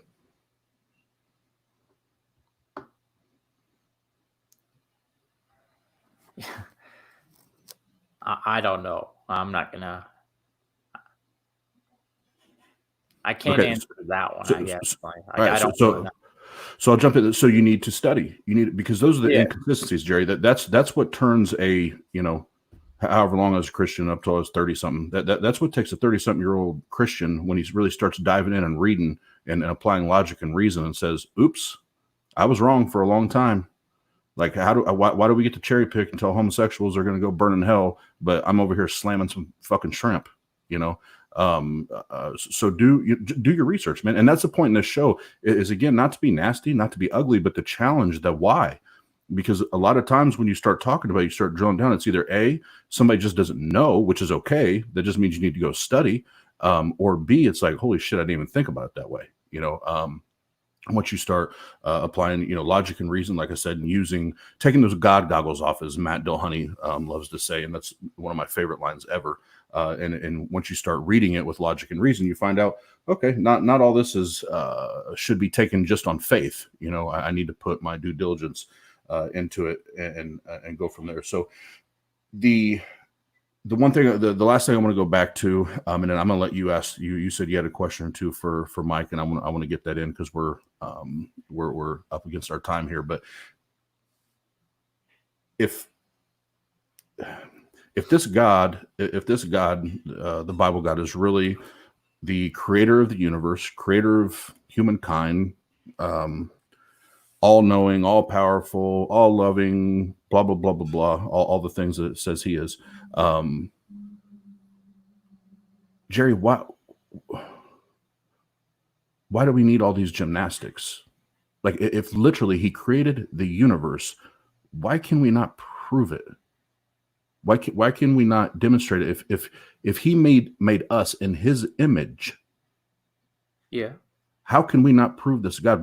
Why do we have all these philosophers and all these debates and all that? Like, and that's another reason I fell onto atheism, where it's like, it shouldn't be this difficult to prove a God that made us in his image and done all this crazy ass shit, right? And then you had all these healings in the Bible, and guess what? It's the God of diminishing returns. You don't see healings now, not verified ones, not ones that can be proved by medicine. We don't have people raising from the dead that can be verified by medicine. So where is this God? And kind of going back to that the job analogy I gave you, where I'm offering you this job and you just got to take it on faith. Would you do that? Like, how do you believe something where there's absolutely no physical, tangible, demonstrable proof? That's where we differ. I believe there is plenty of evidence, like the Bible. I mean, I know you guys don't think that's proof, but that's In my opinion, that's the word of God. He inspired people to write that book. And that is him leaving us like a GPS, a way to get into heaven, a way to follow him. Okay, so many different things like DNA. There's so many things that couldn't just happen by chance or make itself or come from nothing or whatever. For me, it's just more realistic to think that an all-knowing, all-powerful God created this universe and everything in it. The way my body works, one thing goes wrong with my body, I'm going to get sick or I'm going to die or something. Everything works together like clockwork, even the sun, the earth, the moon. Everything works like clockwork. Like even when there's hurricanes and tsunamis and tornadoes and earthquakes and all that shit that fucks people's lives up and kills thousands of people, that works like clockwork. Stuff like that happens, yes. Okay, but honestly, why he controls the universe? He loves us, right? Why wouldn't he stop that? He loves us, yes. Okay, but so Jerry, I love you. I love you, and I'm gonna come set your house on fire while you're asleep, to show you my love. No, you I don't know. The thing we're differing here is you're thinking at it on a personal level, a human being level. This is a supernatural level, what I'm thinking at. Like, God, I don't understand everything about him. He's on another level. I can't know everything he does or. So you get to justify all his flaws and him being a murderer. You get to justify that because you can't explain him. No. Same thing with this coronavirus that's going on right now. There's a lot of people who died from this. This is a case too. Like, this is pretty well same as like a tornado or something. There's a bunch of people who died. Okay. Honestly, things like that I can't really explain other than, I don't know. You guys won't like this explanation, but I'm gonna say it. This is him trying to wake us up, in my opinion. But I know you guys don't agree with that, and you don't like it. Would you? Well, no, it's not that. It's not about agreeing or liking it. But for me, I was gonna say, it's not about agreeing or liking it. It's just saying that there is a much more reliable way to get that message across. Like that is how would you do it? Well, hold on. So it's like when you say like those things, like say coronavirus or a hurricane, or those things are kind of like these allusions to us having to wake up. My thing is that isn't that just indistinguishable from these things just happening because they happen in nature? I mean, there's nothing that separates your claim that a God is orchestrating that for these reasons, as opposed to these just happen. And that's a fundamental problem that relies on your side, that you can make these claims. But when I go and I look out my window and I look at kids dying with bone cancer and these things, that explanation doesn't cut it for me. So, I mean, not even on a level of me accepting it in a moral way. It's just a statement. I mean, I can say words too, but what do they have meaning to them? Do those words actually manifest themselves in reality? I mean, it's indistinguishable from just saying magic did it, and worse off, it's indistinguishable from saying that these events just happen, and that's just a part of life. And so, for me, I can't accept that unless you do provide some kind of evidence, and I think that's like justified, I think that's a reasonable way to have your outlook. So why do you think these things happen, like the hurricanes and stuff? Why do you think they happen? Is it just chance, or it's the consequence of life? Yeah, I mean, that's the consequence of life. There's, the universe does not care about Austin. It doesn't care about you. It doesn't care about me. There's no reason to suggest it does. I mean, it could. Sure, there is a chance it could. we don't have a reason to think that is the case. And until someone can provide me an actual reason, I'm stuck here just thinking that I have to make the most out of my life without these extra things attached to it that people want to tell me. You know, I mean, I can listen to it. We can have these conversations, but I don't see the value in it when you can't prescribe evidence to it, because that's how my world operates. I mean, that's the world I live in. Yeah, I understand that. Like on a naturalistic level, like you want evidence of God, and for me, like I said, he's given me enough evidence to where I can believe that he is real. Maybe not for you guys, but as for me. Okay, so you just said that he's given you good enough evidence to believe, right? And so far, all you've told me is a book that we don't even know, like the four Gospels, the four foundational, quote unquote, foundational books, or books of that Bible. We don't even know who the fucking authors are, right? So we're gonna base it on that. Then you told us that that you heard a voice and you know it's God. Okay, so now we're going to take it from the spiritual realm, which is what you're sharing, and we're going to apply it to the job offer that I gave you. So, Jerry, I need you to report at 9 a.m. tomorrow morning, and I just need you to have faith that you're going to get paid and you're going to have your benefits and everything, even though you really don't know me. You're just going to trust me because you heard my voice, and I promise you that this was going to happen. Are you taking the job? It's not the same thing. It is the same thing. To me, you're a human being. You're but you don't know one me. Of God's creation. You're one of God's creation. You're not God. That's a whole different story. He is. No. I'm talking about using taking your brain and applying logic and reason. It is the exact same thing. You have two proposals. Here's this God that you can't demonstrate, you can't prove, you can't see, you can't shake his hand, can't give him a hug. Can't do any of that. Then you have a human being over here that you don't know me, like you can shake my hand and everything, but you don't know me, you don't know my character, you don't know what I'm really about. But I'm just asking you to take this job and take the pay and the benefits, but you actually don't know what they are.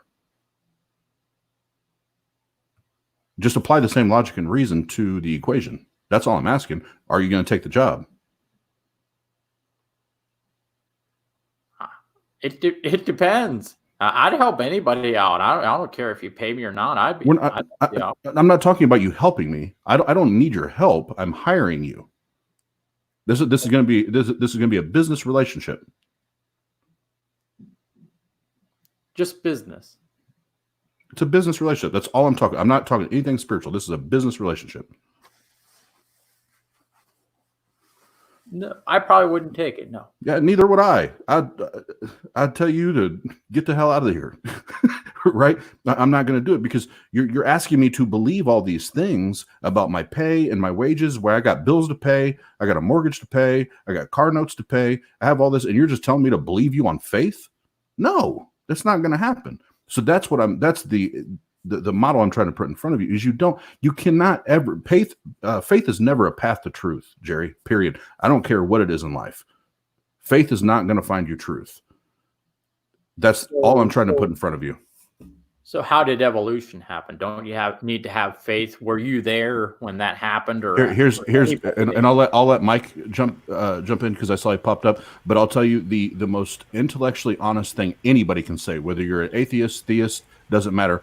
I will tell you, Jerry, I don't fucking know. Well, that's what I mean. We both use faith. I don't care. I don't use faith. Or a believer. I don't, Jerry. That's not faith. Believe in something we don't know. Jerry, no, I'm not claiming a belief. I'm not claiming to believe. I'm telling you, I don't know.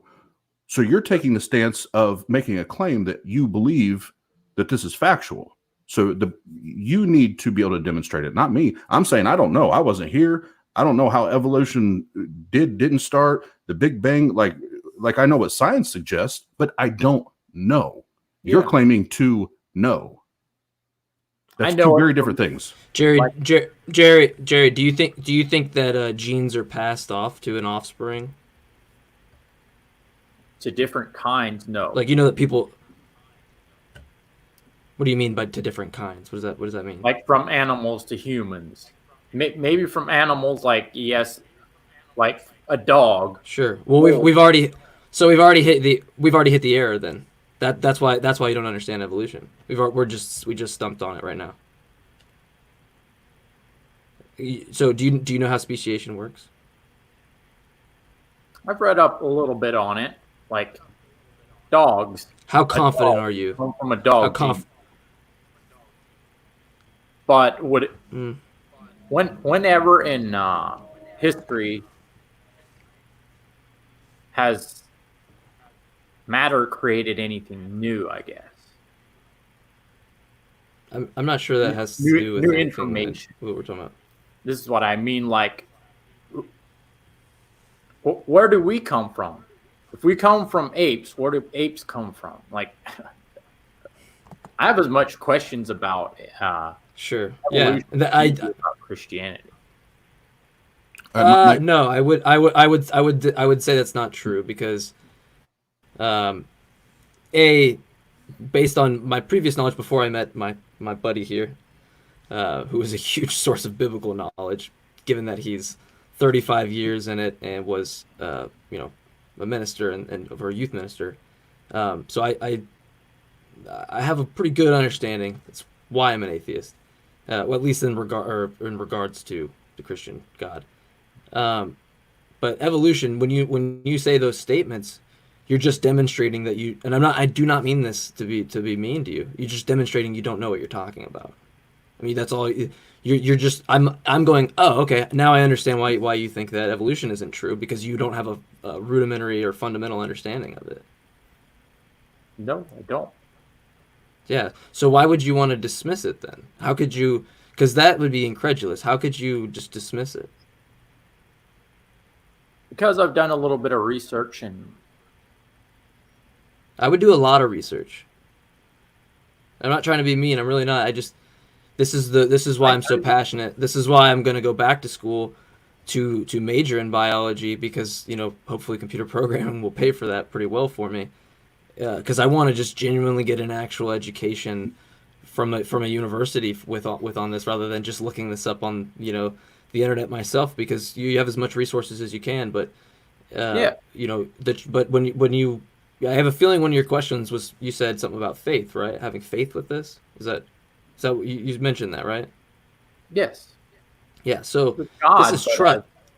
No, but with evolution, it's trust, because this is actually the foundation of how biology, is structured. So, this isn't about faith. I mean, it's trust. It's in vaccines. I mean, the details of evolution. The way that we protect our own bodies. We use this knowledge to our advantage. So, it's not faith. It's entirely trust. I have data in which I can use to be reasonable confident, because I'm not ever going to make a certain truth claim. If I say it, it's a mistake that I said it that way. I'm always going to say that I'm reasonably confident to about the highest degree that I could possibly be. I mean, given that I'm a skeptic. So it's like, I'm going to have to leave some room for some doubt, because I can't say that I could truly know anything. But I have a lot of trust, and that's based on evidence, not based on Hebrews 11:1, or not based on any kind of seeing without evidence or anything like that. It's based on pure observable and empirical data. So yeah. All right, gentlemen, if I can jump in here, because I want to make sure that Jerry had a question or two. He emailed me that he wanted to discuss with Mike and I, and I want to make sure I honor that, because I gave him my word that we would do that, and I want to respect everybody's time. So, and Jerry, don't worry, if you want, we can continue this conversation. What we're just talking about, and we'd love to have you come and join our Discord if you'd be willing to do that. It's theists and atheists alike get on there. We have great conversations. It's very civil, and we spend a lot of time in there just hanging out. And we all, the great part is we all get along, even though we disagree, but we all get along. We have fun. We have great conversations in there. So if you want to continue that part of the conversation there, we can do that too. But before we jump into the Q&A, I want to give Jerry time to ask his questions. And Jerry, again, we appreciate you being on, man. And like I said, even in the email and on our pre-show call, we do ask tough questions, but it's never. Hopefully, you can tell that we get passionate, but it's never nasty or ugly or anything like that. But we're just as passionate about where we're at and our stances as you are. So. But well, can I say one thing? I want to make a deal with Jerry.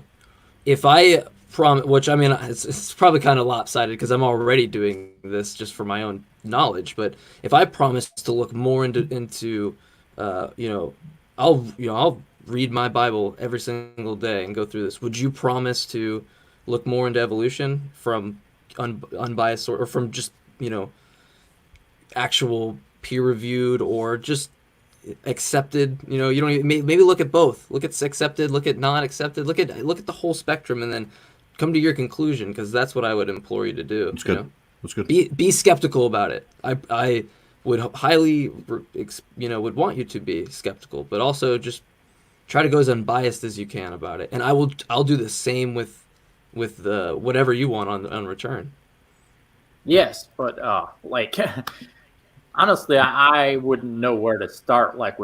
We can help you. You don't know what's biased or what's not biased. Yeah. You guys could send me information. I'd check it out. Well, go look at Ken Ham if you want a biased representation, and I can give you all the biased representations you want. I can even give you the peer-reviewed, the what you would say, which is not a true percent, but the 3%ers, that don't listen to Ken Ham. Yeah, that are actually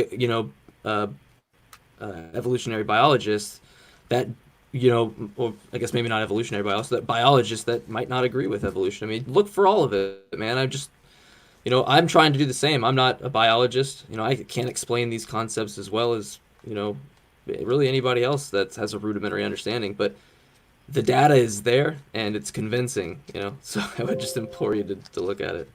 Mm-hmm. Yep. And I even tell, my oldest, my younger kids aren't quite old enough to understand what it means yet, but my oldest at 18, I already tell him, be skeptical of everything in life, not just your religion, but anything and everything. Be skeptical, ask questions, because what I found is the people in life that ask the most questions usually are the most successful and they even make the most money because they ask all the right questions. So that being said, Jerry, I don't want to take up any more of the time. The questions you had, whether it's for Mike, myself, or both of us, just let us know who the question is directed towards, and we'll dig in. Okay, just give me a minute. All right. Why Jerry's grabbing that? Why Jerry's grabbing that? Been trying to keep my eyes in the comment section, and everybody that's watching right now and been listening. You listen to future. You guys are the fucking rock stars. Thank you. Great content on there as far as the messages, the questions, even some of the back and forth on there that I've seen, and suggestions, and I even saw some new names in there tonight. So that's amazing. So thank you guys for jumping on there and being a part of it. And we'll go as soon as Jerry's done. We'll go Q&A, and you guys can we'll all talk together. So Jerry, you ready to go? Yes. All right. So back to me. Again, just kind of review, we got merch and everything coming, but we are on Twitter and Instagram. If you search the Atheist Roundtable, you can find us on there. I'm working on the Facebook page right now, so don't go there because shit's not on there yet, but we're putting content on there just about every day, and already on Instagram, getting some traction on there as well. So trying to get our model out and get the roundtable out there. And I'll say this, and we'll jump in with Jerry. If you're an atheist and you're a theist and you want to come on and share your story and do that, go through the how, what, and why, we would love to have you on and have that discussion. And you kind of got to see the model of it tonight. So that being said, looks like Jerry is ready. If you miss it this time, Jerry, strike 3 and you're out. Yeah, I just was doing a little bit of research, and I was. Anyway, I had a couple questions for, I'd say, both of you.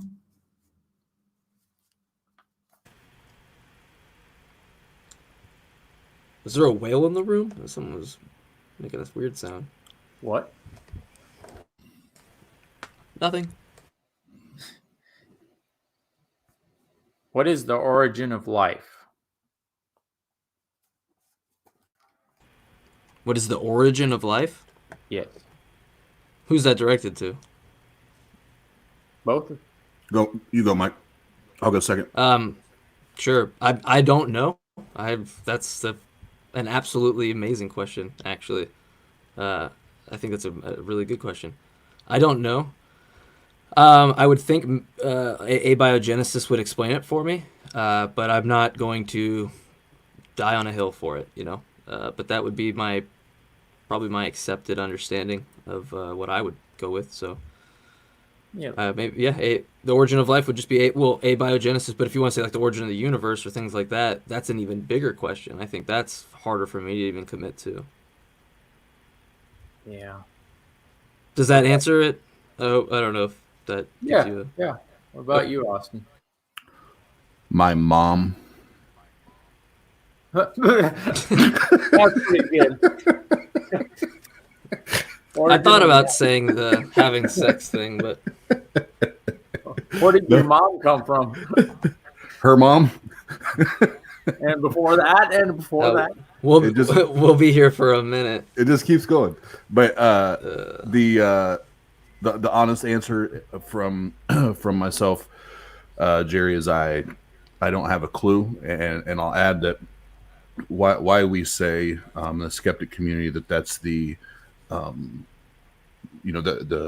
intellectually honest thing to say is because we weren't there and we don't know, and that's why I now, as a former Christian, I say that Christians hold the most arrogant stance on the planet, that they think they actually know how all of this came into existence with zero demonstrable proof. I think that's the most arrogant stance anybody could take. I understand that. I mean, honestly, I cannot say I don't have questions about Christianity and my belief too. I mean, I do not have everything figured out. I don't think any Christian does not have questions about what they believe in or how this was all created or everything in the universe, how it all works. Everybody has questions. But as for you guys, like, I understand your point, like Christians who would say, I had this all figured out and this is how it happened. I understand that would be frustrating for you.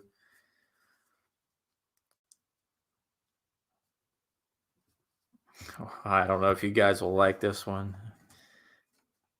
If evolution really is really real and is really happening, how come there are no transitional forms we can all observe? What are you talking about? Transitional forms? Like life. Well, we do. We do in speciation of plants. I mean, would that not be enough for you? And we observed that in the last 100 years. I could give you the exact plant. I can't think of what it is right now. You know what? I have a computer in front of me. I could Google it, right? Well, I mean, I don't know. I don't know if Austin wants to give an answer, but for me, there are. I mean, do you not? Are you talking about just from one species to another species? Is that what you're saying? Or are you saying like we don't have transitional follows like with Australopithecus or like Neanderthal or any of like? Is that what you're talking about? Because I'm not a biologist, so Yeah, that's like I don't know, you know, you know what I mean. So if you asked, my thing was this question would be way better prepped to an evolutionary biologist. Asking two guys on a talk show, running it out of their rooms, you know, isn't going to yield you probably a good response. But I would kind of want to know more about what you're even asking anyway. Like from one species to another, like let's say from a monkey to a human or something. Like, when did this ever happen before? And can I observe? Do you think that humans came from monkeys? I don't know, because I've never seen anything like that. I'm sorry. Do you think that the argument for in evolution is that humans came from monkeys? Apes. Okay, Yeah. so yes, we are great apes, but that's what I just want to make sure because it sounds like you're getting different subspecies confused with each other. Yeah, that's like what I mean. From the ape to the human. And where did that Uh, ape come from? Like, was he from another species or Well, yeah, but when something like, takes about 200 million years or even longer, do you think that we would be able to uh, have the exact fossil? I mean, or do you think that this would not be based on the way that we observe things and the way that the model seems to work itself out? I I'm understand trying. that.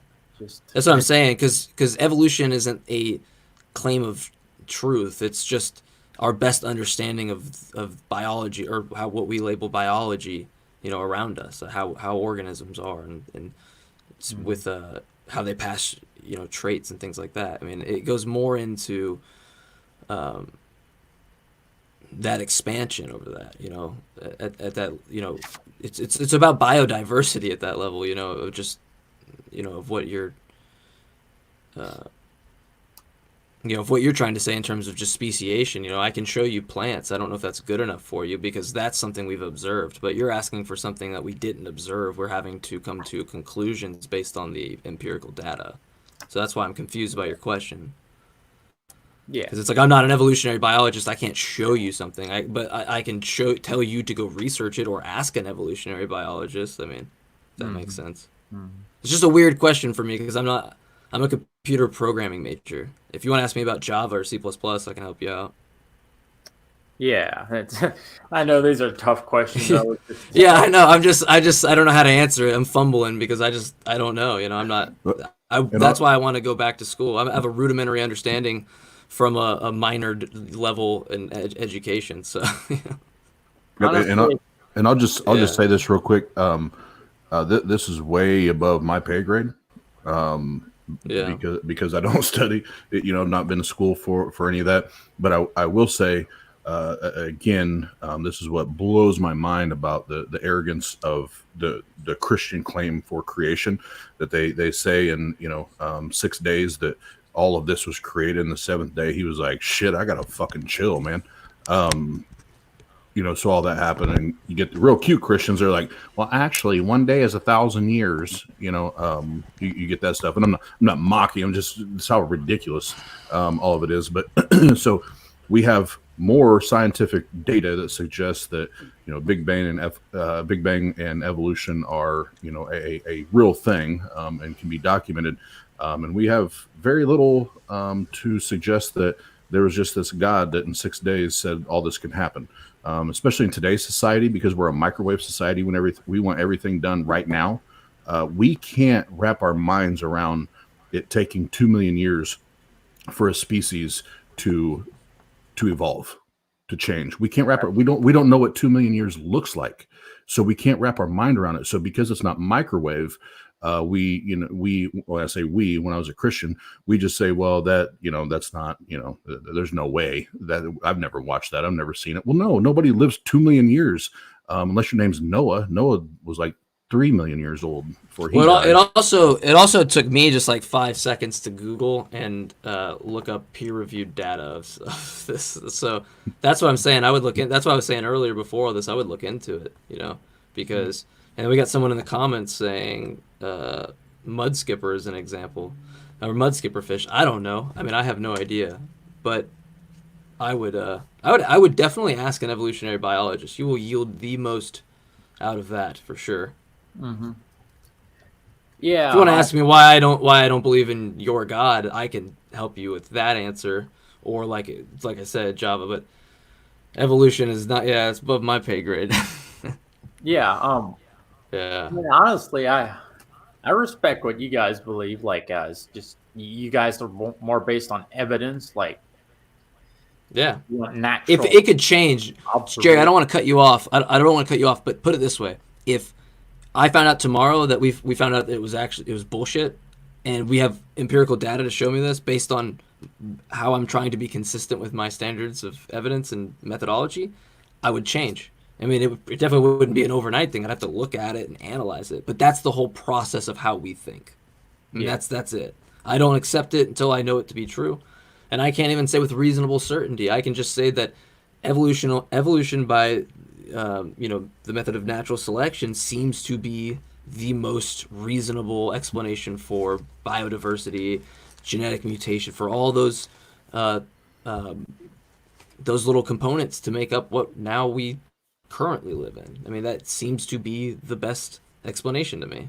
Yep. And Jared's But and so I always like to tell people, remind them, like, I didn't go from Christianity to atheism overnight. Like, there was a lot of, thinking and listening and watching videos and researching and doing it all over again. Like, I didn't just stumble on it and wake up one morning like, oh shit, I want to be an atheist because I just want to piss my whole family off and lose all my friends, which is exactly what happened. I didn't do that overnight, and I certainly didn't become an atheist so that I didn't have any friends, and most of my family wouldn't talk to me anymore. I definitely didn't do it for that. That sounds stupid if it's not for the right reasons, right? But the right research and study went into it, and I said I got to the point where I was like, I can't, like, I need things that are demonstratable, like have at least enough evidence that we can suggest that this may be true. The problem with the Bible God, and even the stories in the Bible, which we won't dig in all this right now, but you can't demonstrate it. Like, you can't demonstrate the validity. It all comes down to, and again, I was raised in it and did it for years and years and years. It all comes down to, well, you just got to believe, brother. You got to have that faith, brother. And that just doesn't cut it for me, and I just learned a interesting statistic here, not statistic, but story the other day that most people that will go from a religious background to skepticism or atheism are in that, like, 30, I think it was like 33 or 34 age group up to about 40, 42, right around there, something like that. I have to look that up again. But I thought that was interesting because that's when it happened to me, where it was like all of a sudden I hit this stage in life. It was like, what? I'm going to need some evidence. I'm not a little kid anymore.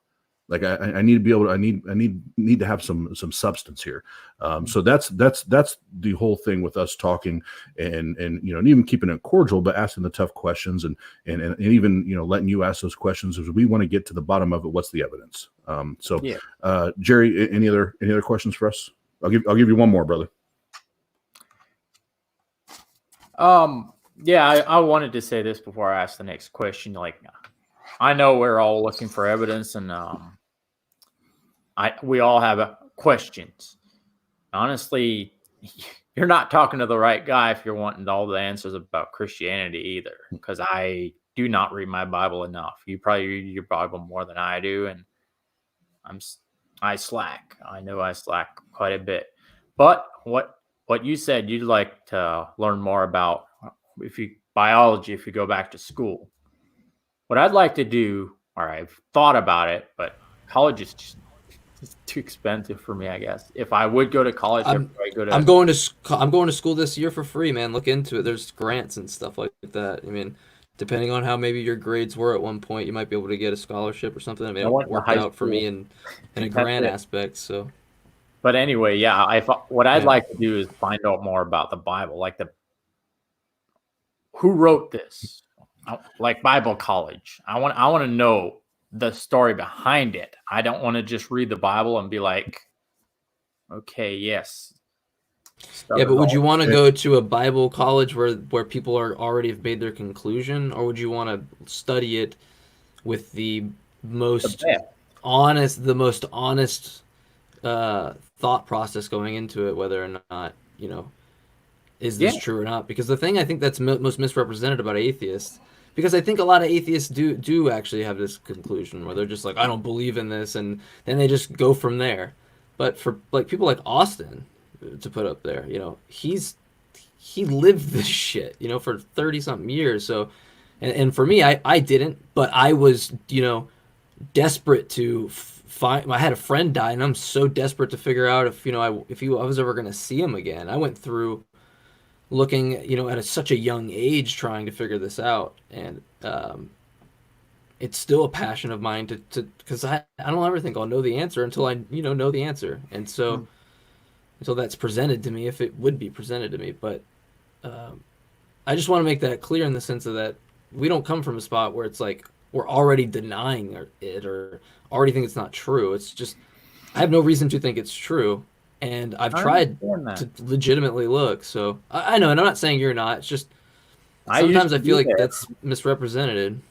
I used to be there a couple Yeah. years ago. I felt the exact same way you guys did. I was like, Well, and Austin would say the same. You know, he would say the same to you. You know, he was there too. He was there for 35 years, right? Is that a wrong representation for the?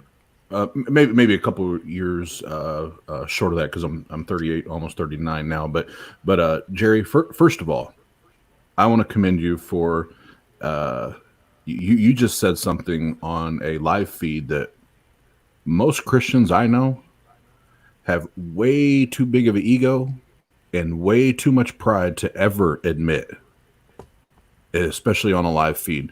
You said, you know what, Austin, you as an atheist probably read your Bible more than I do. And you know what, dude? I give you kudos for that.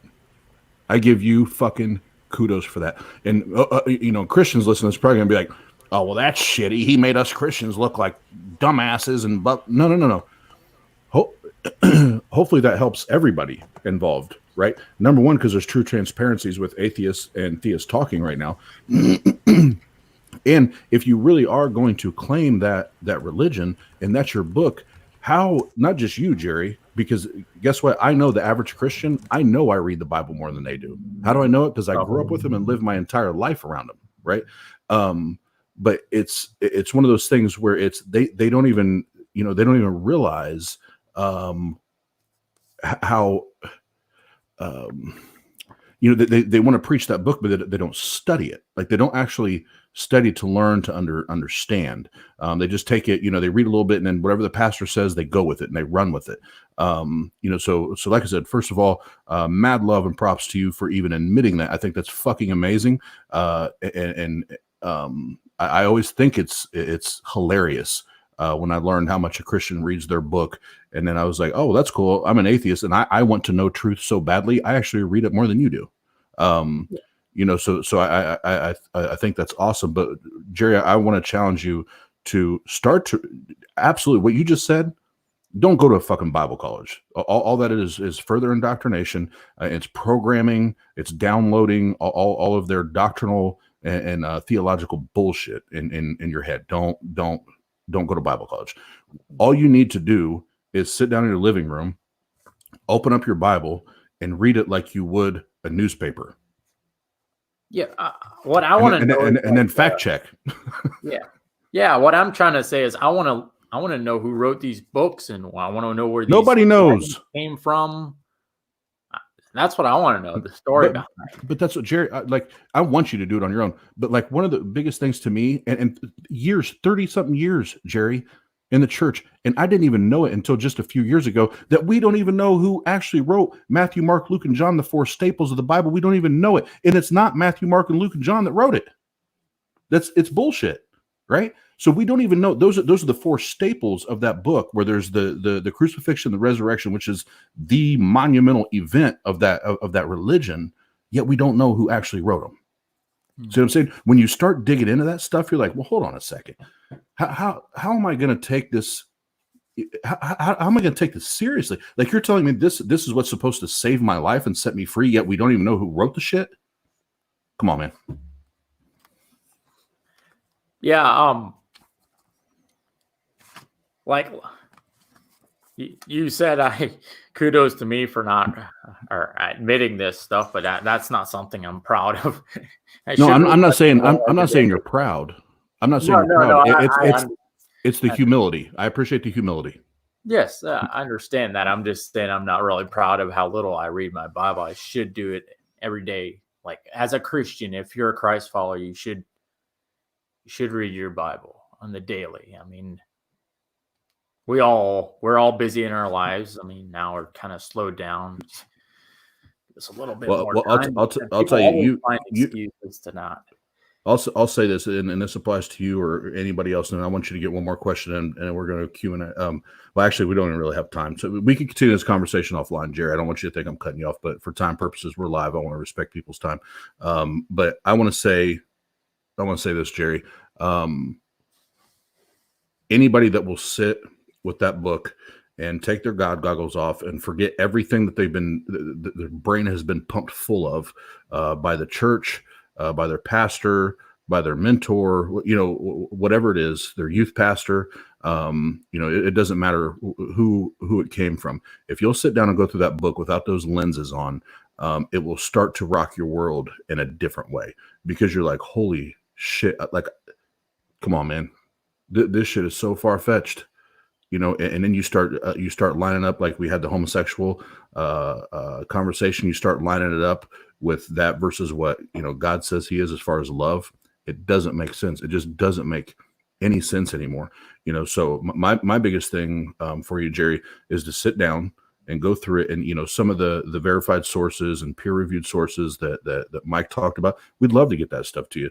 And like I always say, nobody's trying to take anything from anyone on this show. All we're trying to do is shine light on truth, and really smoke out the bullshit, and that's our goal. So what we're going to do now, and again, Jerry, thank you. You've been great, man. You've rocked it out. I appreciate your transparency tonight. Some of the stuff even you shared about your personal life has been awesome. But we want to go to Q&A so we can get that in. I know I saw a few pop up, but I don't know which producer is going to pop them up here. Yeah, I'm going to go ahead, since you just said the word producer, and while they have time to pop that up and stuff, I want to go ahead and give a shout out to them, because Steve did a fucking awesome job tonight. Pasta, as always, even though I'm indifferent to him in ways. But no, it's a different conversation, different debate. But I'm going to bring the man in real fast. It's a peek behind the scenes. This is Steve.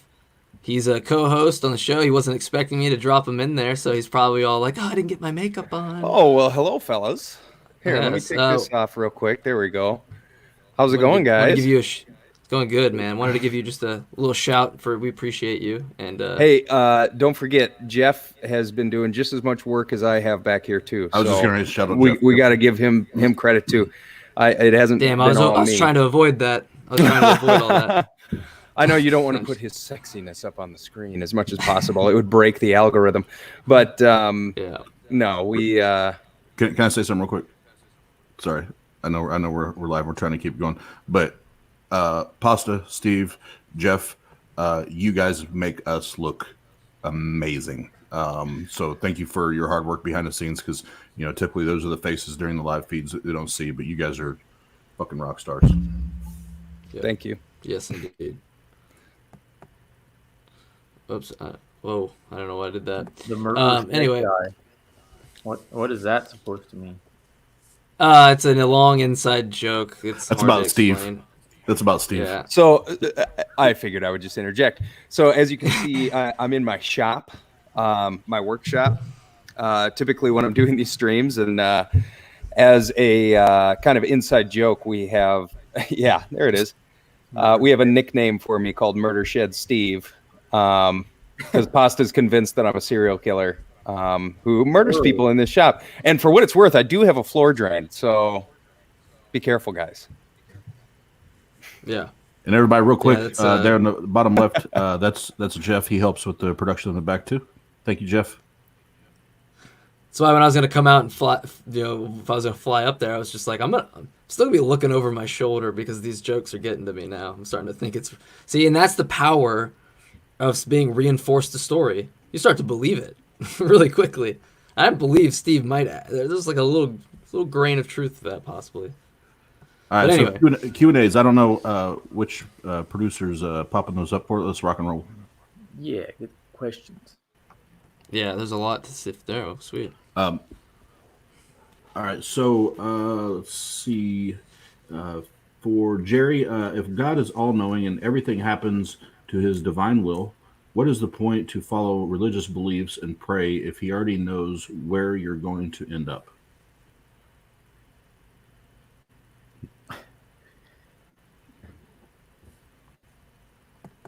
He might know, but I don't know. So we have a duty to follow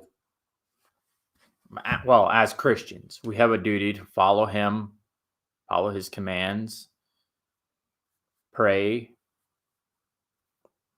give our lives to God, and he is the decider of where we go, but still we have to live our lives to the best of our ability so we can make it into heaven. I mean, I don't know if I'm going there. I call myself a Christian, but I'm not a good one. I'm going to say that. So free will's bullshit. No, I'm just kidding. Next question. Yeah, kind of disagree with that, but we could talk about that later. I'm 100% joking around right now. Next question for you, Jerry. How did you determine that scientific discoveries such as evolution and cosmology aren't true, but the biblical stories are true? I've done a little bit of research on both evolution and the Bible. Like, there's evidence of people like finding stuff in the Bible, Dead Sea Scrolls. There's a whole bunch of things that happened that they found that further proves the Bible's accuracy. Like, there's a bunch of prophecies that were fulfilled, and I'd say it leans way more towards the Bible being the truth, the Word of God, and being accurate than the evolution. That I don't know. The question I have for that is, like, my biggest question about evolution is, like, I don't think anybody can answer it unless they're really, really smart, is where did life, like the origin of life, like they couldn't even answer it, but that's my biggest question. Where did we come from if God didn't create us? And you guys think it's like unrealistic for God to create something in 6 days, but if he's an all-knowing, all-powerful God, and he did all these miracles in the Bible, how do you think he couldn't just snap his fingers and make it happen? Like, if he can do anything he wants, like, I can understand from a scientific point of view, that's not realistic. But as for me, as a Christian who believes this is what happened, I think God can do anything he wants. It's not that unrealistic to me to think, like, if he fed 5,000 people with 5 fish and 12 loaves of bread, healed the blind, sick, all these things in the Bible, it's not that hard for me to understand about. It took him 7 days to make everything. But I respect somebody who wants, like, scientific proof. I mean, I'm still looking for answers, more evidence that will help me make my decision about what I truly believe. I have a relationship with God, so the only thing I would say about the origin of life to you for the last kind of thing is to you look at it at a biological level, you won't get all your answers. Really, it comes down to geophysical, chemical, biological. There's a whole combination of this as being the understood mechanism. So look into a lot of different things, man. It gets crazy because it gets into protein metabolism with, like, amino acids and self-replicating DNA and RNA with nucleic acids and those kind of things. So it gets interesting. It's a lot of things where you're going to end up finding yourself trying to learn, and then you're like, well, shit, I have to learn what a nucleic acid is and its function and these kind of things. Well, that's why it's that's why it's such a difficult thing. I mean, you have so much that's involved. Cell membrane and yes. things like carbohydrates with that are involved, and lipids, and it's intense when you get down to it. That's why I don't feel comfortable saying that I completely know, because I'm learning, So it's just, but it seems to be the best way, in my eyes, to describe origin of life. So Yeah. Cool. All right, and Jerry, before we read the one on the screen, producers, if you can please take that one down. I had another one that popped up. Jerry, why did you get sweet old innocent Pastor Mike banned from TikTok? Oh shit! Shots fired. What? I didn't get Pasta him Mike's banned. I just blocked him because he was using he was taking a bunch of my videos and putting it in his videos and pretty well mocking me. So I just had to do it. Jerry, we're completely fucking around. I'm just messing. no, that's the only reason I did that. I didn't try to get him removed. I was just like, Jerry could pull the same thing. He could go, why did Mike block me? And I only blocked you because I was getting tagged so many times. I was like, Jerry, I can't be tagged this many times in all these videos. Like, I have like 100 people tagging me like left and right, and then I just keep seeing my name on some. I'm like, oh my gosh. But I unblocked you. It wasn't anything personal, because I know me and you didn't have anything. We just did some videos, but man, the only people I block on TikTok or any social things, when they tag me in a bunch of stuff, I'm just like, nah, I'm sorry. Like, I'll watch videos, but send them to my message or something like that. Like, don't tag me in them. Right, unless you're. Oh, no, sorry.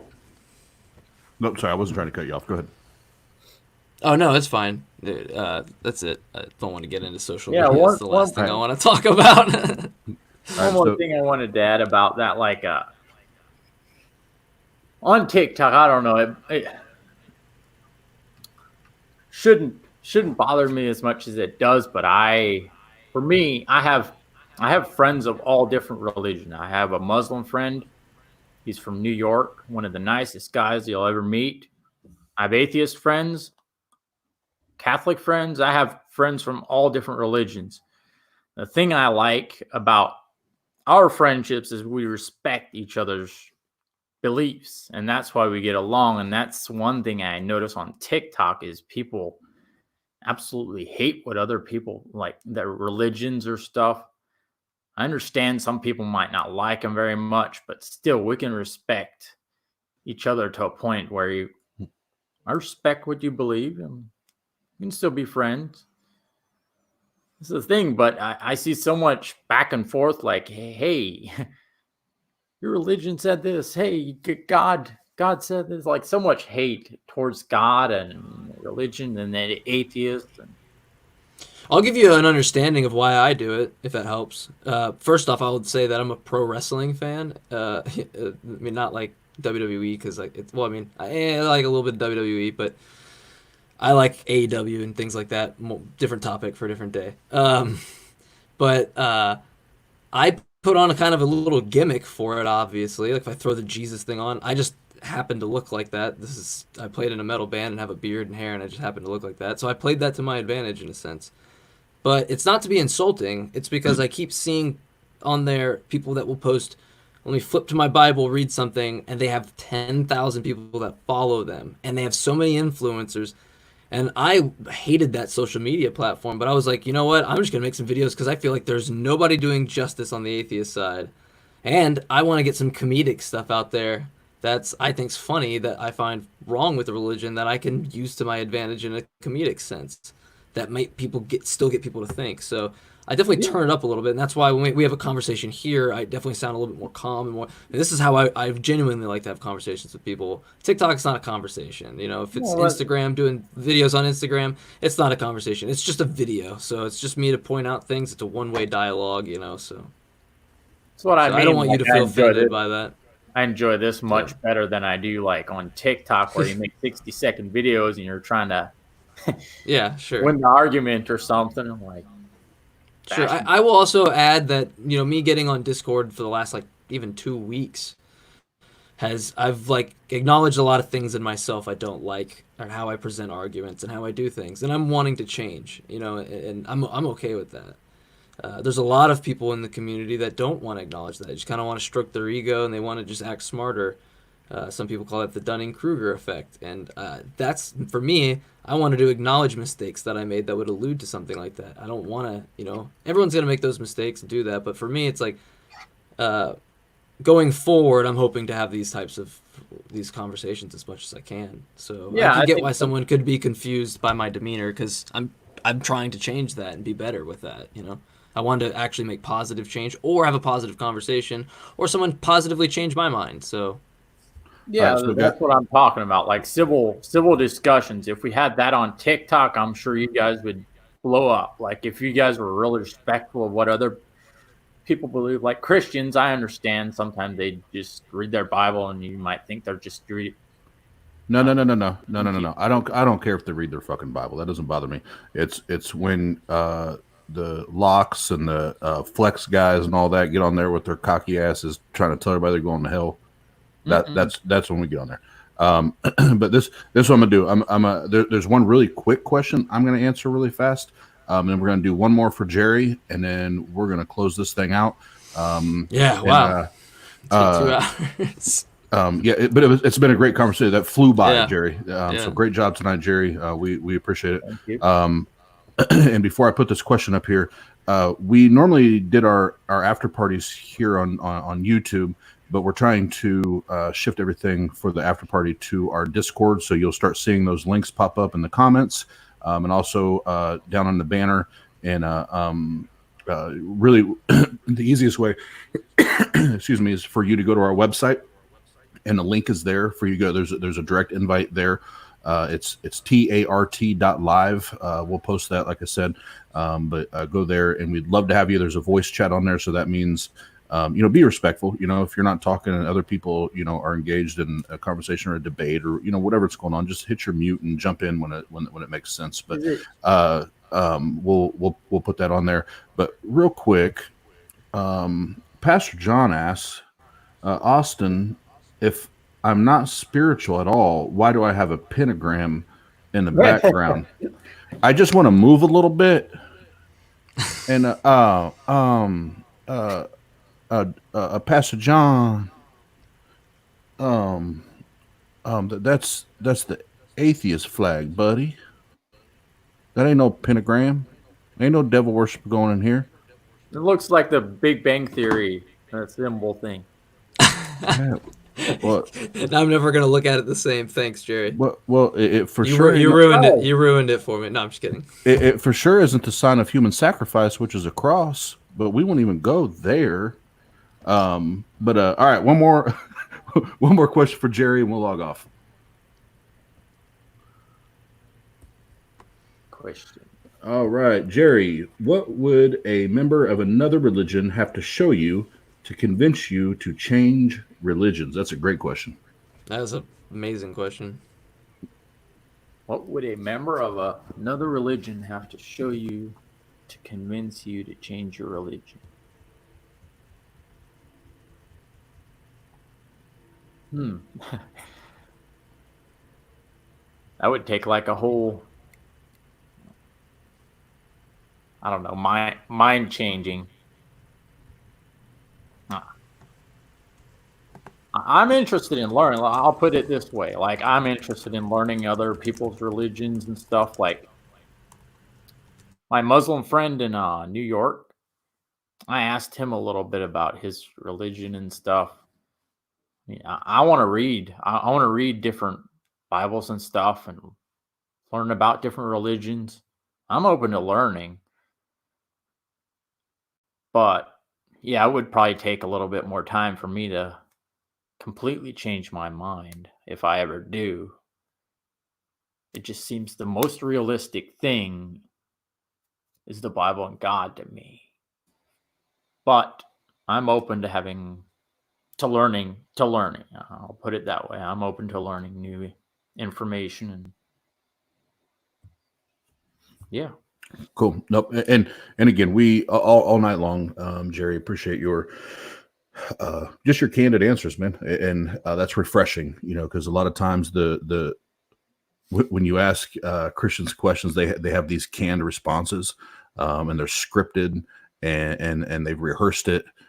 and not one time did I feel like you were doing that. And I think that's amazing. So I'm going to put, and Mike already gave you an offer, and I'm going to give you an offer as well from my end, as far as just helping you.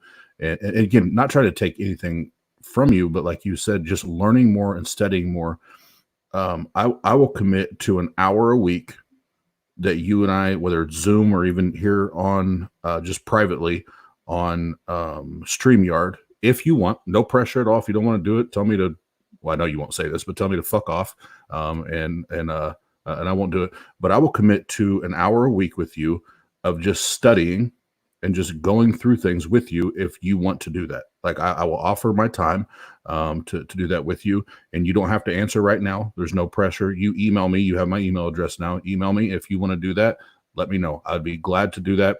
And you know what? If we come out of it and you still say, you know what, Austin, I'm steadfast in my belief and I'm convinced that this is true, I'm going to shake your hand and say, all right, rock and roll. But I at least want to help you get some unbiased information and data and study when it comes to what you're doing. So we'll wrap it up here. Yep. I do have a question.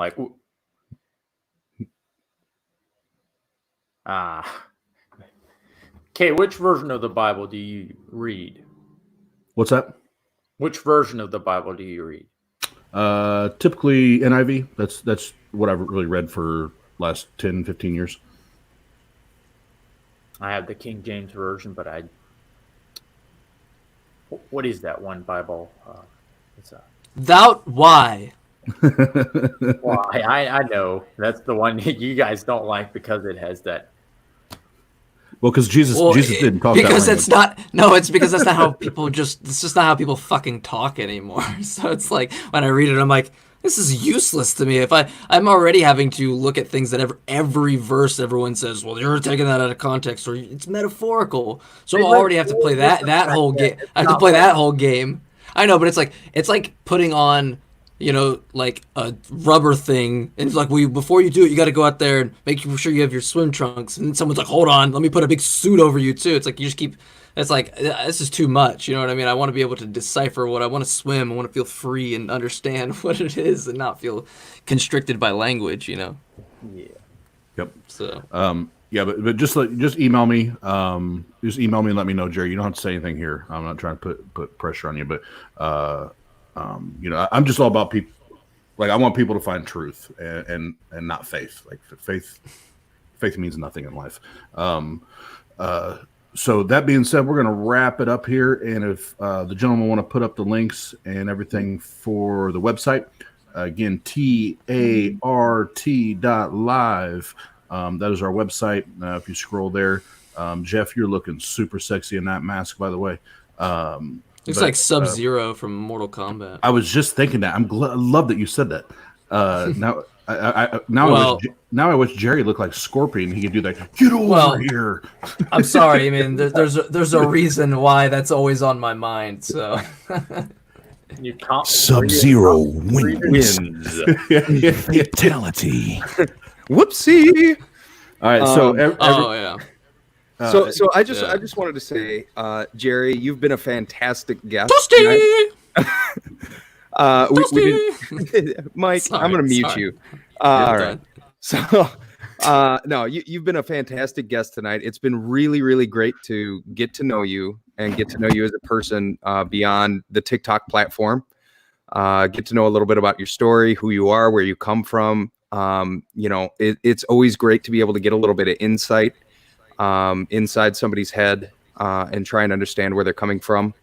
And you did a really, really fantastic job, and you were very honest, and we really appreciate and respect you for that. And we definitely wanted to. I needed to say that for sure. And I'll let Jeff take it from here. But I wanted to come on and just give you a little round of applause. You've been fantastic. Yeah, thank you. But I wanted to say I probably don't seem like the nicest guy sometimes, but I don't know. Like I said before, it bugs me when people don't like respect other people's religion. Like for me to go tell a Catholic, like you are wrong, or a Muslim, hey, you were wrong for believing in that book. It just seems rude to me, so I don't really No, like. it's not to say you're wrong. It's to say that the things that you believe in there are wrong. Like Well, not just the truth, not just the truth level of it. Just that some of the beliefs are harmful. I mean, they don't include everybody. And what I always think is respect the person, not the religion. Right. And if you take other thought processes and apply that thought, you'd say, well, we should respect the Nazis because that's their belief. Like, no, fuck the Nazis and their beliefs, and they're terrible people. So just because it's their belief doesn't mean necessarily that it doesn't harm people. And I'm not comparing Christians to Nazis, but I'm just saying it's a belief system. And we don't like the belief. The belief system doesn't have any respect. It's not a person. The person behind the belief system deserves respect. Correct. And that's where I think a lot of people attack the individual as opposed to the belief, like you're stupid or you're dumb, versus, hey, this is why I don't believe in what you have to say, and I'm interested to get your viewpoint on it. That's a completely different way to look at it. And Jerry, I just as a caveat to that, Jeff big just, respect to you. Jeff just summed that up perfectly. That was perfect. I'm really good for the sound bites. we got big respect for you, Jerry. Well, that's the basis of the show. So. Yeah. And guys, just for time purposes, we're up to 2.5 hours now. So, so again, Steve, Jeff, in the background with Apostle Mike. Thank you guys tonight. You guys kicked ass. Jerry, what we're going to ask you is we're going to end the broadcast here. We're going to hit our outro.